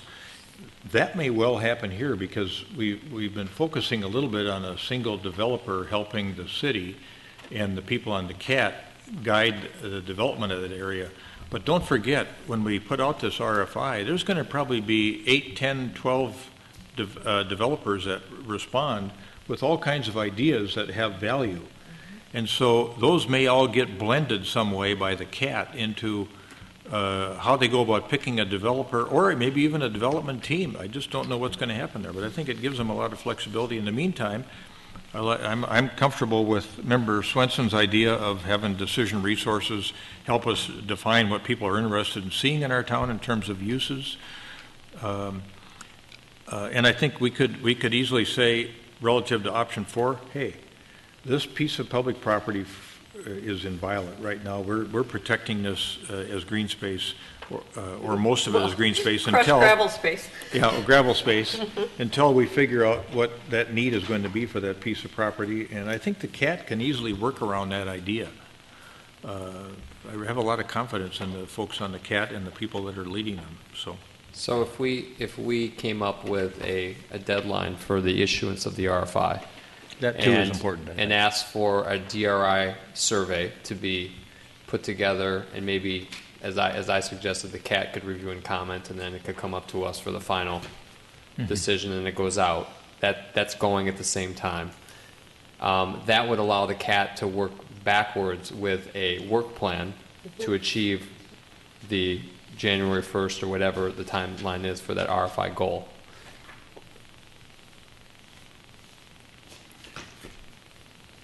So you're just, therefore, He's use a deadline, therefore have a deadline. So my for the suggestion RFI. is maybe it's a January 1st deadline for the RFI. In the interim, we hired DRI to do this community needs assessment, and I would be looking both at, in general, just like they did in that question in the public realm, in general, and then specifically on the site. And then they can review and comment on that. It comes back to us for final approval. The survey goes out, and then the CAT continues to work on the draft of the RFI, because that's not a 2-week process to get that together, as I understand it, from the people involved. Is it appropriate to ask Kevin if this is enough guidance? He's sitting right there. He's the chair of the planning commission, but he's a member of the CAT. Jennifer's here, and she's one of the co-chairs. Jennifer's a co-chair. I mean, if this guidance is what they're looking for, if this is something that they can use, it'd be nice to know if we're hitting the mark for them. It's specific direction. I mean, there's a date, a deadline. It allows them to get that comments on that other piece of crucial data that we all kind of agree would be nice to have. and it keeps things moving, and then come back with a work plan to achieve that goal. And Member Sprague, you're coupling that with the infrastructure analysis? And I don't see why we wouldn't have Director Houle put together some type of infrastructure Well, analysis we as can well. look at a baseline of what we have today, that there Yeah. might be space in water, sewer, traffic, but if you're not looking at a specific development plan, whether it be private or public or whatever it would be, you can't, right? To The me, the, infrastructure analysis is a baseline. We have to do that. So Yeah. Right. it's there's a the- baseline that you have Yeah. to do, but to me, that's not the work of the CAT. I never envisioned that being the work of the No. CAT. I'm not saying that. No, I'm saying that's at technical the work. same time, so that when we No. send this RFI out, again, these data points go out with the RFI, so our partner has a clear understanding of what the community wants and needs and what the current conditions are. Sure. And understanding again that the AUAR arose, that a developer had come forward, but it wasn't a development proposal that the AUAR was reacting to. It went to max build. It looked at what was allowable in our comp plan for density, and if it was built to that, that was one. There was the as-is, there was the max build for comp plan, and then there was full commercial build and full residential build. And so it wasn't related to a specific proposal. That came later, after the AUAR had been approved. In this instance, I suppose more simply, we would be looking at what the existing capacity is, but we possibly could also estimate what capacity would be under the existing comprehensive plan and how that matches with what's there for resources today. So we're giving them the combination of a charge of continuing to be innovative and creative along with practical, which is give them a few ideas of what the public thinks might be important over Yeah, there to and have. they're not bound by that. We could still have a fruitful conversation about it. So I want to make sure I understand what your direction is too. So it sounds like you're getting to a consensus where you're authorizing us or enabling us to do an additional community survey, probably a small one with a fairly tight focus. That information then is going to be used by the CAT in the RFI process. They'll receive their proposals, and one of them gets advanced back to you.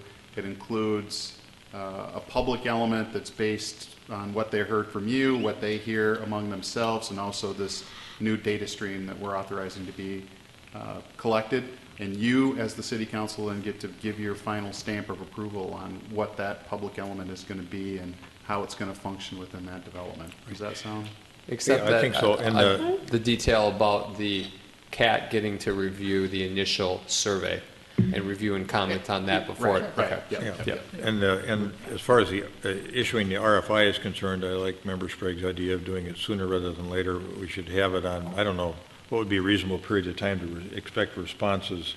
But I think you should maybe do the same thing you did, Chair Staunton, when you ran the other committee, and that would be invite the public in when they make their presentations. Have each of the proposed developers state their, come for a public meeting on as they present their RFI, their response to the RFI, and the public can then participate or listen to the presentation. Okay. I'm going to assume, though, that if our timeline is off by a few weeks or a month, that Jennifer, as a co-chair, and her other chair, Michael, will let us know that January 1st isn't logical, but we can be ready by January 15th. So I would like to at least These are give, we're not setting cast in this stone. deadline and we Rough. haven't asked. Right. Rough guidelines. Good point. Okay, I don't think this could be embodied in the form of a motion. Well, I could think try. when I go back to what I was asking you before, do you want to decide what this public amenity is going to be and tell CAT, go make this happen? No. That's not what you're asking No. for. You're providing them additional information that they're going to use in their RFI process. Yep. They're going to do the magic, and it's going to come back to you for an approval at some point when it's ready to. Yeah, they're gonna engage a developer or developers, is the way I see it. Got it. And they're gonna develop a notion of what that area ought to look like, and what we ought to be doing with the public piece of property, and come with a recommendation to us. And then we'll decide, after some public input, more public input, like we always do. Does that seem I think it's Logical? wise, and and again, it honors the specific history of this development. You know, we're going to err on the side of collecting a little more data. All right. Okay, got it. Lively discussion. Here we go. We got a good outcome. Everything's calm now. All right. Thank you. And then we're on to correspondence petitions. Anything else other than I noticed there was some recent correspondence on the dais. Anything beyond that? Nothing more than that.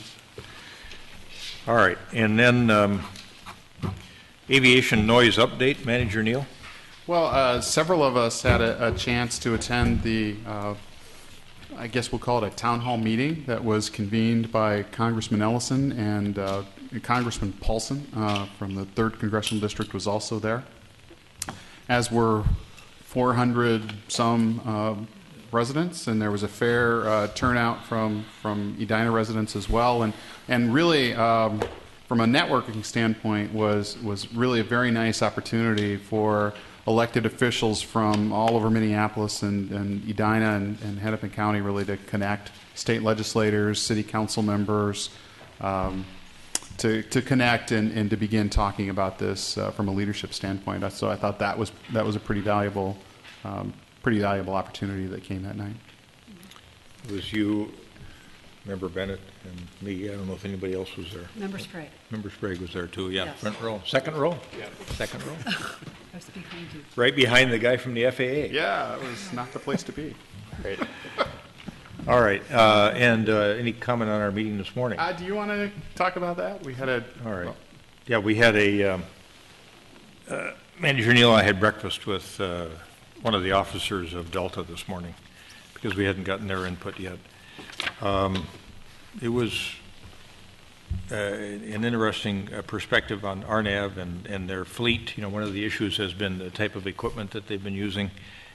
He affirmed that a lot of the A320s have been relocated on the merger, have been relocated out of here to Salt Lake because they could make it to the East Coast from Salt Lake, and the old MD-88s and MD-90s that we have now here couldn't make it from Salt Lake to the East Coast, so now they're here and they can go to either coast. And those will be changing over time. The MD-88 retirement schedule is, I think, commencing in 5 years. And they'll be replaced with 737-900 ERs, if my notes are correct here. The DC-9s that are the noisiest, I think, in the fleet, along with the 737s, the DC-9s will be gone by the end of the year from the fleet. And the 737s, he said there weren't many of those left. Mm-hmm. But you can sure tell them when they come over. I thought someone said that some of those airplanes, the noisemaker, the engine is the same, and they just make the planes a little bit longer and add some other things. So, yeah, well, Member Bennett probably has thoughts on that. He did think that he was going to. Well, I think he was hoping that the FAA would approve the partial implementation of RNAV because they thought all the activity off of runway. The southeast runway, it's not 17, but 17. Is that 17 Mm-hmm. southeast, or is there another one, Joni? 17 is the south. South one, but is there one to point southeast to, like 23 or something like that? I think they're... Yeah, I think he was talking about the southeast and then the south, that they could gather a lot of data off of that partial implementation of RNAV, including altitude climb out, because they are thinking instinctually at Delta that they will be climbing out at a higher rate with those GPS capabilities, and by the time they come over Edina, they would be quite a bit higher than they are now. So that's one thing that he's hoping they can get actual data on if there's a partial implementation, and the FAA has made no decision yet in terms of the risk analysis that they're going through with respect to the partial implementation of RNAV coupled with the manual operation as they do now with air traffic controllers, you know, on ground control versus GPS control. So we got to wait for that report to come out. People thought it would be out by now, and Joni, you may know a little bit more about that too. We haven't seen it yet, but it's imminent apparently. The report on the partial report, implementation. yeah. Yeah, no, it's been imminent for months. Right. So partial, you're saying they stay with the old technology over 30 LNR, and not that they implement RNAV, but in a fan pattern. Right. Correct. The partial implementation That's was to the south and southeast. Again, Southeast. use of specific runways and flight patterns. How long? And not implementing from 30 left and 30 right, which are the runways that take off to the north and northwest. And that's ad infinitum? I mean, they don't have to come back and someday phase that part in down the road? No, this was the decision was a staged decision where they would, the request of the MAC last November, was to request the full implementation be full to the south and southeast again, but that it be delayed to the north and northwest pending more study. Okay. And that study was supposed to begin in 2014, and that's part of the concern I think that some in the community are feeling is as we move toward that date, and there's been no decision yet even on the partial implementation, people are just concerned what is coming next. And I think that was part of what was very helpful about the opportunity to address the two congressional representatives. And I have a couple more things, if I might. Yeah, go ahead, Julie. There were 118 written comments submitted at the meeting and 31 people who stood to speak. When those answers are available, they will be posted. I don't know exactly how or where they'll be posted, but we will be able to tell people where they can go to find the answers to the questions that were raised in the meeting. There also is some discussion among... Ellingson did say, I thought he said they'd be on his site, but we'll send There out was the some address. question about whether they'd also be on the MSP Fair Skies site, and then Okay. could we hyperlink, for instance, from our city website, and all of that remains to be announced. Senator Melissa Franzen will let us know the information that she gets. She may be provided a set of answers as well. And in addition, she is talking with the Minneapolis legislative delegation about trying to schedule a similar kind of meeting with Governor Dayton and state representatives, since it's the legislature that has jurisdiction over the MAC and Congress over the FAA. There is another NOC meeting coming up on Wednesday, October 18th at 1:30 p.m. at the MAC offices on 28th Street, south of Highway 62. And the public input meetings, again, are quarterly. At the last NOC meeting, it was decided that the public comment will be more restricted at the NOC meeting. A person wishing to comment at the NOC meeting, not the public input meeting, has to contact their NOC representative in advance. That NOC representative has to sponsor their speaking and be seconded by another member of the NOC. So the public input meeting again in July, very, very well attended, and we'll be announcing that one as well. And finally, I spoke with Chad Lekve, staff member for the MAC, who spoke to our council last March, and he said that the MAC will be examining the runway use system, which may provide some relief to our residents who are experiencing negative effects from current operations. Okay. Thank you. To me, it was surprising how much current operations came up. And someone raised a point, I don't know when this will be handled, Member Bennett, but about a discrepancy between the flight tracker online data about overflights and her actual experience. Sure. I don't remember the numbers, but it was like 8 times what she found online for her particular flight path. And why is there this huge discrepancy? I hope that's one of the answers that we'll see when the answers are published. In a humorous vein on this issue, I heard from a friend of mine who knows a former Delta pilot who is a golfer at Edina Country Club, who's convinced that the Minnetonka golfers have convinced the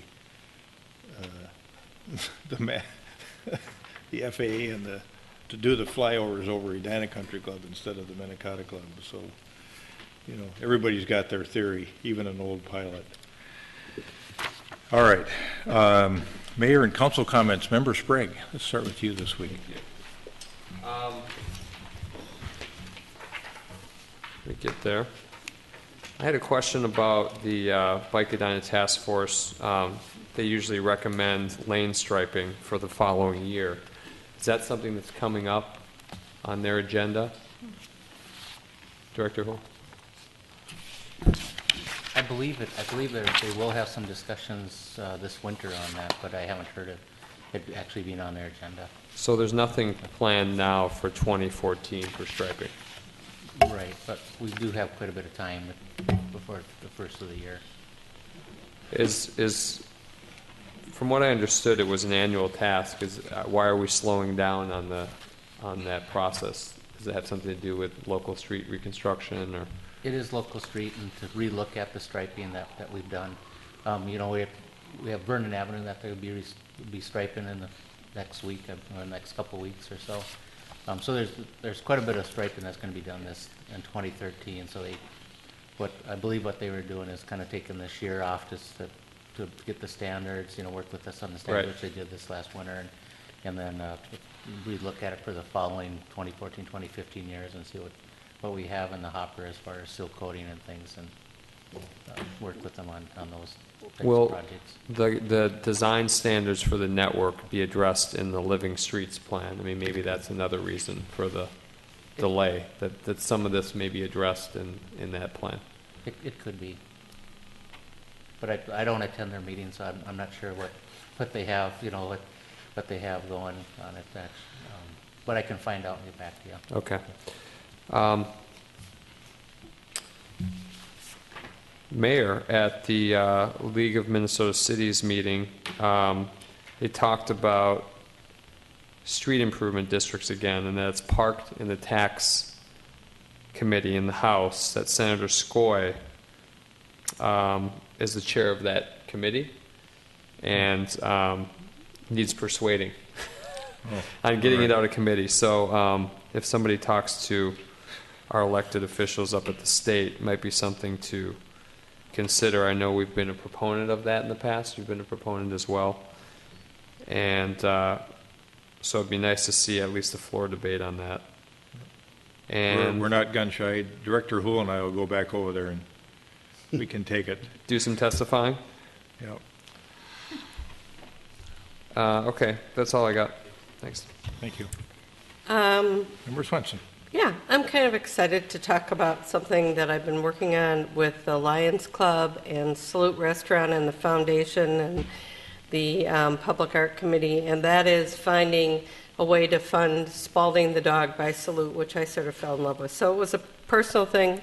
We put together a group of people that are working towards getting the funding for it, and so the events that are happening are September 18th. Salute will give 10% all day long, lunch, dinner, afternoon, happy hour of their share of the revenue, 10%.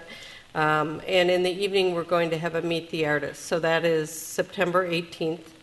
And you can make a reservation, so you can guarantee yourself a table. Then they're also using drawings of Spalding with a Save Him from the Animal Humane guy, the Rescue Spalding, for their kids' menus. They're asking the kids to design a Halloween costume for Spalding because he will be dressed at Pumpkin Fest, and the Lions Club is going to be there helping collect. And what we're really looking at is trying to make this a family event. If you've ever sat at either of those outdoor restaurants, but specifically Salute, you can see it better. And I had lunch there today. Every kid that walks by pats that dog on the head or the nose. It's kind of cute to watch. So I'm hoping that we'll be able to buy that. And I'm also hoping, though, because with the additional money the foundation is doing the collection for us, we are going to put it towards continuing purchasing public art and bringing in public art, especially in the 50th area because it's new. This is its second year up there. The other kind of exciting thing I have is that I've been working with Dr. Aldis, thanks to both Carrie and Bill, who owns a little strip mall up at Valley View and Wooddale with his brother. And he has decided to do a facelift on it. That's where Snuffy's is. And really putting a lot of effort into it. It's been kind of sliding backwards over the last few years. So as you drive by it this fall, and hopefully everything goes according to plan. I know Carrie's trying to help get it through all the permitting, but it will look entirely different. And it's just a small thing that he's working on, that he owns, but it's really exciting for that neighborhood. So look for it in the future. Oh, and the sidewalk at Concord is done. I drove by it early this morning. The kids walked up to school on it, and thanks, Wayne. That's all. Okay, good, thank you. Member Bennett. Thank you. In addition to aviation, just one other announcement, and that is the Quasquicentennial House Tour, Historic House Tour, coming up on Sunday, September 15. It's a ticketed event. Tickets are less in advance, I think $15 a person. They are available at the Historic Society on West 70th, Arneson Acres, and also here at City Hall. And there are 3 homes on the tour: a historic founder's house, a Morningside bungalow, and one of the original Country Club district homes. It promises to be a lovely tour, and the homes are within walking distance of each other for those who wish to. Thank you. That's a good reminder. That's going to be a good tour, I think. Member Brindle. All right, a couple things. I mentioned this with Manager or Director Houle earlier, but some gas line replacements took place in our neighborhood, and I mentioned to a couple of neighbors that I would bring it up tonight. There were letters that went out, but they went out only to homes that were going to have the gas line replaced. But unfortunately, there were more properties affected by this project than received letters. So one neighbor looked out her front window and saw her front yard being dug up because to gain access to the gas line for the adjacent property, they needed to dig up her property, and she hadn't gotten a letter. So there were a couple instances where neighbors, I think it would have been nice for the whole neighborhood to know this was happening. But I think we need to maybe guide Centerpoint a little bit on some communication on how best to inform neighbors that this is going to take place. I will send a note to my neighbors as well and let them know. It's my understanding that Centerpoint is responsible for replacing the grass, and because right now it's just a bunch of dirt patches on front yards. So if you have a comment on that, I'd appreciate it. Yep. Yeah, it's anytime that a utility disturbs a boulevard, they're responsible for restoring that boulevard. We've already had actually conversations with Centerpoint in the future going forward. That was a kind of unusual project that they did, where they actually came into a neighborhood and replaced services. Usually they do it ahead of our projects, and then they don't go in the neighborhoods and just replace services. So in the future, we will require them to notify the entire neighborhood, just not the homes that they're doing service work on. So it's a good learning experience on that one, and I'm glad you guys brought it to our attention. Okay. Thanks. It's easy Michaels was the contractor on this, and it's easy to be upset with Michaels, but that's kind of shooting the messenger because they're just doing what they're contracted to do. And Centerpoint is really they're in control of it. So anyway, we'll both kind of communicate with our neighbors on that. Do we have a timeline for Vernon Avenue? It seems like they stripped the upper level of pavement more than a week ago, and we're driving on rough pavement. Yep. Hopefully they'll be paving this week. I don't have the exact timeline, but they're supposed to be paving this week, and then within the next week or two is to accomplish the striping of the roadway. And will it be striped one lane either way, as it has been? It has, and actually it'll also have continuous bike lanes from Gleason and Vernon to about 53rd. Okay, great. All right, the last thing is I've been reporting periodically on the Southwest Twin Cities Beyond the Yellow Ribbon Network, and I'm happy to report that our action plan was unanimously approved after first reading by the state. So we're thrilled. In providing information to help networks and cities fill out an action plan, they do provide a list of best practices. So in completing this, you just have to make sure you point at each one, and not to make it sound like it's easy, because we submitted a document that was sizable and took a number of people to put together because it encompasses 4 cities and 4 school districts. So, but anyway, I will send a note out to Manager Neal. Matter of fact, I think we're going to visit next week and talk about ways to display yellow ribbon, beyond the yellow ribbon around Edina. So Manager Neal, you and I can talk a little bit about communications plan as well on that. But October 12th at 4 o'clock at Hopkins Downtown Park is when we're planning the proclamation celebration. It's a Saturday. Thank you.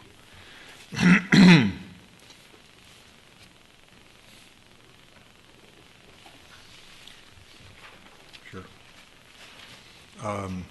It seems like for the past 2 weeks, my schedule's been immersed in all things Southwest LRT related. So despite that, there have been some other interesting things going on. I attended on the 21st, that was the day after our last meeting, the Metro Consortium Advisory Group that's doing economic cluster analysis in the region. It was over at the Humphrey School. And then on the 23rd, we had a mayor-city manager meeting for the hosting all the mayors of the cities that are along the Southwest LRT line to continue to have, I think, candid conversations about some of the issues involved, and those are productive meetings. I think they're small enough in scope where people can have a conversation amongst folks that they know and feel pretty comfortable about expressing opinions, and it was nice to have Manager Neal there too. And then I took off after that meeting, went out and visited with the guy who runs the TC&W Railroad, that's the railroad that goes through the Kenilworth corridor, trying to get his perspective on any alternative relocations for freight other than the route that was proposed through St. Louis Park, and it came to no productive end. I think every stone's been turned over and looked at in terms of alternative routes, either a trail or right-of-way or some other old rail line. So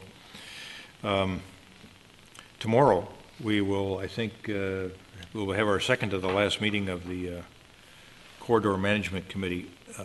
We will be hearing tomorrow, I think, we'll be down to 3 potential routes: the relocation route for freight, deep bore tunnel, or shallow bore tunnel in the Kenilworth corridor. And we'll hear pros and cons of each and costing with each of them. And then on the 11th of September, I think Chair Haig from the Met Council is going to ask us to vote and make a recommendation on an alignment. So it'll be interesting the next 2 weeks. And I spent last night down on the corridor, Kenilworth corridor, with folks that live down there north of the Channel Bridge. So that was, we've all been to lively neighborhood meetings, and they were really a great bunch of people and have concern for their neighborhood, which is understandable. I was running there today. Yeah, Nice area. it's a great regional asset. Yep. That trail, and nothing's going to happen with the trail. That's a fait accompli. Although somebody had an idea today that they expressed to me of why don't you run the trail overhead for a ways to see if that helps alleviate some of the cost. From a kind of a fun standpoint, on the 27th, Manager Neal and I were at the all-staff kickoff for the teachers at the Performing Arts Center. And it was really quite a hot morning, and I ended up being the mystery hornet, dressed up in the hornet costume. Oh. Had to wear that for... Yeah, I saw that picture. It was a little bit You're a brave toasty man. in there. You're a brave man. So I was introduced as the mystery hornet guest. Oh, see, now, this should be Yeah, he was on. taking pictures, photos. You have the picture, but did you set it up so we could see it? No. Jordan is That's something I would do. You That could was- email it to him right now. Yeah, keep going, and I'll see if we. And then we had the RNAB forum that Member Bennett and Manager Neal talked about on the 27th, and then I see Jennifer Genevieve still here. We had a meeting of we're on the TAB bylaw committee, and we had that meeting on on the 30th, Friday the 30th, for a couple hours with one of the new staff people that's been assigned to us from the Met Council. So we made good progress on Friday. And that's it for me. Manager Neal. While we're getting that very important photograph up, I'll fill some time. One of the things we did tonight with really without much fuss or attention was we approved an agreement with the City of Richfield for the 911 dispatching services. And I can tell you that while the City of Richfield appreciates your support of this agreement, our dispatchers do as well. You also approved their new labor contract tonight. We really have an outstanding team in our 911 dispatch, and the fact that another community, another city council would come in and offer to pay us $150,000 a year to receive that service is really, I think, a testament to kind of the minimum market value of their services. So we're pretty proud of them. We have talked off and on over the last 2 years about the fact that the city of Minneapolis has an interest in disposing of their old water treatment site that's at the generally at the intersection of 40th and Yeah, France. that's about right. The pump pump station station. itself is located exactly at 40th and France. So we've had a couple of meetings with the city of Minneapolis. They've had this interest. They have their own process they have to go through to dispose of real property. Apparently, they have reached a point where they're now ready to discuss it again. So they have reached out to both the city of Edina and St. Louis Park. So they've reached out to both Ann Catry, Director Catry, and I. They've asked us to come down and meet with them to discuss how they plan to price the property and how they would go about disposing of it. So I'll be bringing back more information to you about that.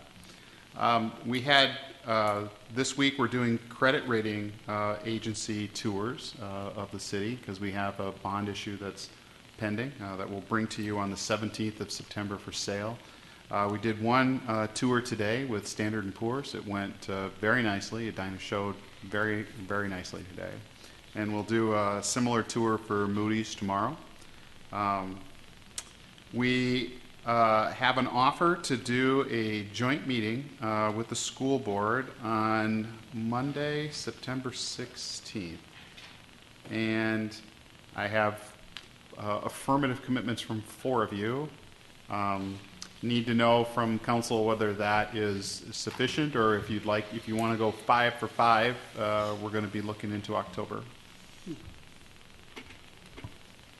Take what you have and go with it. If Okay. I'm there, I'm there. If I'm not, I'm not. All right. I have to work all day, and my brother moves that night. So it's whether I'm a good sister or I'm a good steward of our residents, I might have to be a good sister that night. Tough choice. Mm-hmm. We will arrange that then, and I think I've got some time parameters from all of you, and I think we'll be able to accommodate that. So I'll connect with the school superintendent tomorrow morning, and we will put that together. And I think that's all I have for you. Good. Thank you. Uh-oh. This is an example of my very below average photography skills. Like the shoes. Looks like I got a broken wing there. That one on the Boy, you're a good sport. Yes. Those are my regular shoes. You gotta lay off. Gotta lay off the donuts, though. You beheaded him. Yeah, this was. Yeah, I took that off too. It looked hot. It was hot, right? It was hot. All right, well, thank you, I think. All right, anything else? We got a little HRA work to do. We do. Okay. And the council meeting stands adjourned. And I'm calling the HRA meeting to order. Roll call, please. Commissioner Bennett. Here. Commissioner Brindle. Here. Commissioner Sprague. Here. Commissioner Swenson. Here. Chair Hovland. Here. We've got a form of meeting agenda in front of us. Is there a motion to approve the meeting agenda? So moved. Second. Got a motion and a second on the meeting agenda. Discussion. All those in favor say aye. Aye. Aye. Opposed say nay. Carried. Notice how we vote so fast on this part of this agenda almost. Boom, boom, Want boom. to go home? And Minutes, August 6, 2013, need approval. So moved. Second. Got a motion and a second. Discussion. All those in favor say aye. Aye. Opposed say nay. Carried. And now, the work at hand, we have an action item here, and that is the environmental studies for 5146 Eden Avenue. Mr. Neuendorf, what would you like us to do here? Yes, good evening. Well, to follow up to your conversation earlier about the redevelopment of the old public works site, as we tore down the property, we had engaged Braun Intertech to keep an eye on the soil conditions there. They did a phase 1 study and then a limited phase 2 to check things out. As they were demolishing the building, they found that there was a relatively minor leakage on the property. So they were tasked with keeping an eye on that, doing the appropriate paperwork, removal, et cetera, which for them to actually finish it up requires them to have a contract extension, which is what we present here this evening. This proposal would allow them to continue the work that they've already started. The maximum amount would be just under $38,000, $37,955. Why don't you characterize what the expanded scope of their services would include? I think you've got it in your memo, but I think it would be good for people to know at home. Sure, exactly. The expanded scope is to prepare what's called a non-standard scope limited site investigation. And what that essentially means is they work with the Minnesota Pollution Control Agency to identify and document what contamination was discovered and remediated. There is also a hydraulic fluid spill that is difficult to chase. So what they're going to do with that is document it, and then when the time for redevelopment comes, then we don't have to chase all over the place, but we can actually do a more targeted effort. And for that work, they're optimistic that we should be able to secure funds to reimburse ourselves from the Metro, from the Petro fund. So there's an application fee, there's some paperwork involved with that, but they feel pretty confident that we should be able to be reimbursed up to 90% of our costs for contamination on the site. But again, there's paperwork involved and there's expertise that Braun Intertech has. Okay. Questions for Bill? Just Member Brindle? one. On these reports, there's a box for within budget and a box for not within budget. Is this within or not within? That's a difficult question to answer, which is why I did not check off on either of those. So with this project, it was not technically in the HRA budget. So we didn't have a budget to remain within or to exceed. But it is within the realm of what we can use existing Granville TIF assets for. It is within the normal parameters of what you'd expect to invest for cleaning up of a property. Yeah, since I don't have a line item budget to refer to out of this, other than our Grandview account, I couldn't really check either one of those options. Okay, well, I think that explanation is fine. So it's just a necessary cost of completing our due diligence on the property. Exactly correct. All right. Member Brindle, do you want to move this matter? I will move this matter. I don't see a matter number on it, but I will move it. All right. Second. Thank you. We've got a motion and a second to approve the additional work to be done by Braun Engineering. And any further discussion? All those in favor say aye. Aye. Opposed say nay. Carried. Any other work for the HRA? No, sir. All right. Any other comments? Nope. HRA is adjourned.